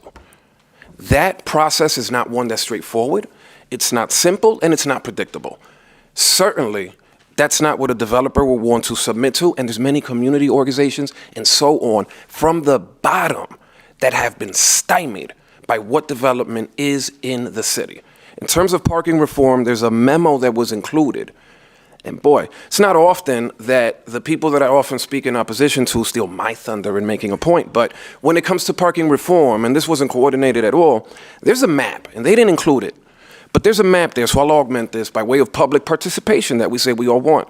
There's a map on there that has 2,300 municipalities with which you can compare what they've done to parking reform and many of the impacts. Some of those choice selections were highlighted in the memo and the background info. We're not alone, folks. We're not alone. When you talk about the democratization of what's happening now, it's already at play. Parking reform will happen. When it happens, who knows? Lastly, and this might sink the proposal altogether. I might kill it for everybody. This is the type of thing that would keep someone like me around, because it's the type of thinking, as much as I am a critic, there's no foremost critic of central planning in this city. I'm on the record in all types of ways and forms in attacking central planning and zoning. I've called zoning codified discrimination. I think I have some standing here for why I support this, and I've also been on the other side. When it comes to planning, if you can do it this way, it's the best approach in terms of the potential impacts. I don't think there's much that we should fear, because even if this bloomed to its highest and most peak impacts, it's very limited. It's very limited. It makes it easily monitored, easily traced. You can almost look at it as a pilot program. Listen, they're flexing their muscles in a way that I've been waiting for them to flex it. And I say, the opportunity offers some of our planning. We have some great minds, because in the city, we've been stagnant in terms of specific types of developments. It's not the best outcome when you have certain, I've used the term pet developers, certain developers, they're almost guaranteed to get variances and special exceptions. Is it hyperbole? You might say so. But that's the state of affairs here. This at least puts it back in your hands in a greater way. That's why I say it further democratizes things, because you now have to cross the junction that is city council. And where do we see more public participation and hands-on interaction than at city council? This creates another tie-in and a hook where anybody that wants to flow through this process, however minimal, and it's very minimal, will have to actually appear before council, and your approval can either sink or buoy a project. You guys won't be cut out, and if you're not cut out, we certainly won't be cut out as the public. I'll just leave my comments there. I want to see this go forward. I want more public participation. There's a lot that hasn't even been touched on. SEPDED was mentioned in terms of security and environmental design and what types of controls you can have that you don't currently have. That's why I say, if control, democratization, interaction is what you want and public participation, this is the start of it. This is the start of it. Maybe I'm wrong, but I think I qualified to speak a little bit about public participation. Just a bit.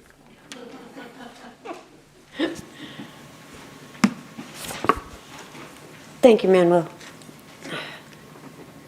So those are some of our choices. I heard we can put it back to planning, we can leave it in committee, or we can move it forward. Yep, okay. I guess while we're giving her a second, I just wanted to, Can I help you?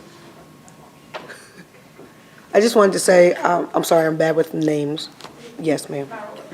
Marilyn, Miss Marilyn, that when you made the comment that York City could become the place to want to be. I remember as a child, my mother speaking about why she moved us here. My mother was from South Carolina, but I know that there's a lot of people from South Carolina that migrated here, right? And so I just wanted to point that out to just say that I know my family came to York City because it was the place to be, and it would be a great thing if we can get it back to that. So I wanted to just make note on that. You made me go back into my childhood a little bit when you said that. I just heard my mother saying those things. She's no longer here, but when you stated that, I remembered why she said she came here, because it was a place where she could raise her children a little better and things like that. So, thank you.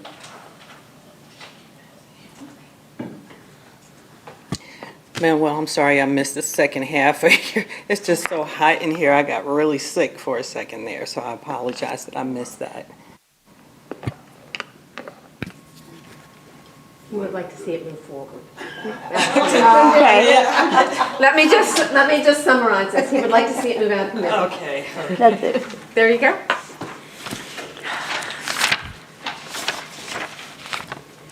I would like to see town halls as well. And so it's really the function of what is the best action now so that we can have town halls and discussions and edits to it, because I think we all have suggested edits to it. And so if that means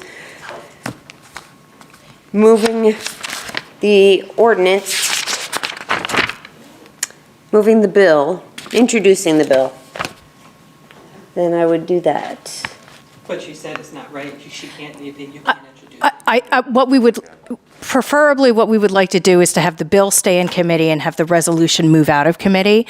And the reason I stood back up is the resolution has a public hearing date of June 4th, I think. We could stretch that out and do that public hearing towards the end of June to make sure that we had enough. That would give us like 60 days almost of going out and doing public comment before we did the public hearing, which would make a lot of sense to me, because during those meetings would be used to gather public information, but also to try and educate with regards to parking reform and higher density housing and those concepts. So if we were to move the resolution out, I would advocate that we not do a public hearing on June 4th, but we push it out to maybe the end of June. And then if adoption were to occur, it would happen at the end of July when council was back. Don't you? We have a meeting in the middle. We have a meeting in the middle of July. And then it would be the middle.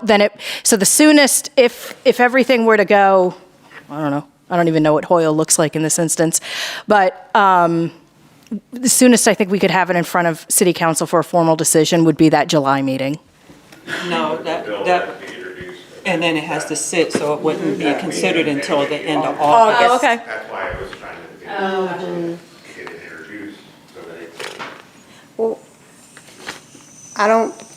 I'm still on that we would have no need to do a resolution if you just have a town hall meeting. And then you could just have it whenever you would choose to have. Yeah, but I think what we can do that. What we want to do, though, is also send it formally to the York County Planning Commission And for their formal Council review. President Washington, maybe I can clarify here. So the sending to the York County Planning Commission and the public hearing is what's required under the municipalities planning code. Yes. And so that's why that's actually set in the resolution. The town halls, they can go and do, those can just happen with it in committee without the action on the resolution, without council's formal action. So I just wanted to clarify as to why that resolution had those two items. Okay. Okay. So then I would, Read a date. if you would like, should I'd like to, I'm not on the committee, so I don't vote. okay, then unless you want to handle it, Equina, I guess sounds like we would move to keep the ordinance, the bill, in committee. Or do I have a motion to keep the bill in committee? So move. Second? Second. So that bill will stay in committee. Is that an all yes? Oh, sorry. All in favor? Aye. Say aye. Aye. Now it will stay in committee. Sorry. We'll sit until the next meeting. We'll sit until the next committee meeting, correct? We'll sit Well, or whenever you till- all want to, I mean, I really don't, I don't know. Sit till, It just stays in committee. It just stays in committee. For now, it just stays in committee. It just stays. it just stays in committee So it's just gonna stay there until. until you issue an edited version or not, Until we bring it out of committee. until we bring it out of committee. We bring it out. Okay, sorry. If it's edited. And then the last item on the agenda is the resolution. Yes.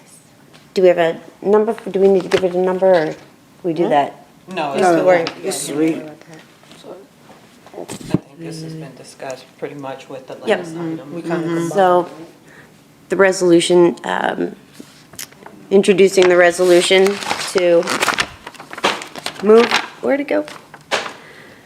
To authorizing advertisement of a public hearing for a proposed residential redevelopment overlay. Can I move for a vote, or do I need a second? Or movement? Is there a motion to move this to the May 7th committee? I'm sorry, May 7th legislative meeting? So moved. Second? Second. There we go. Okay, so a motion was made by Buck, seconded by Washington to move this out of committee, to move the resolution. Yes. Move the resolution to the May 7th agenda. All right. All in favor, yes? Yes. Yes.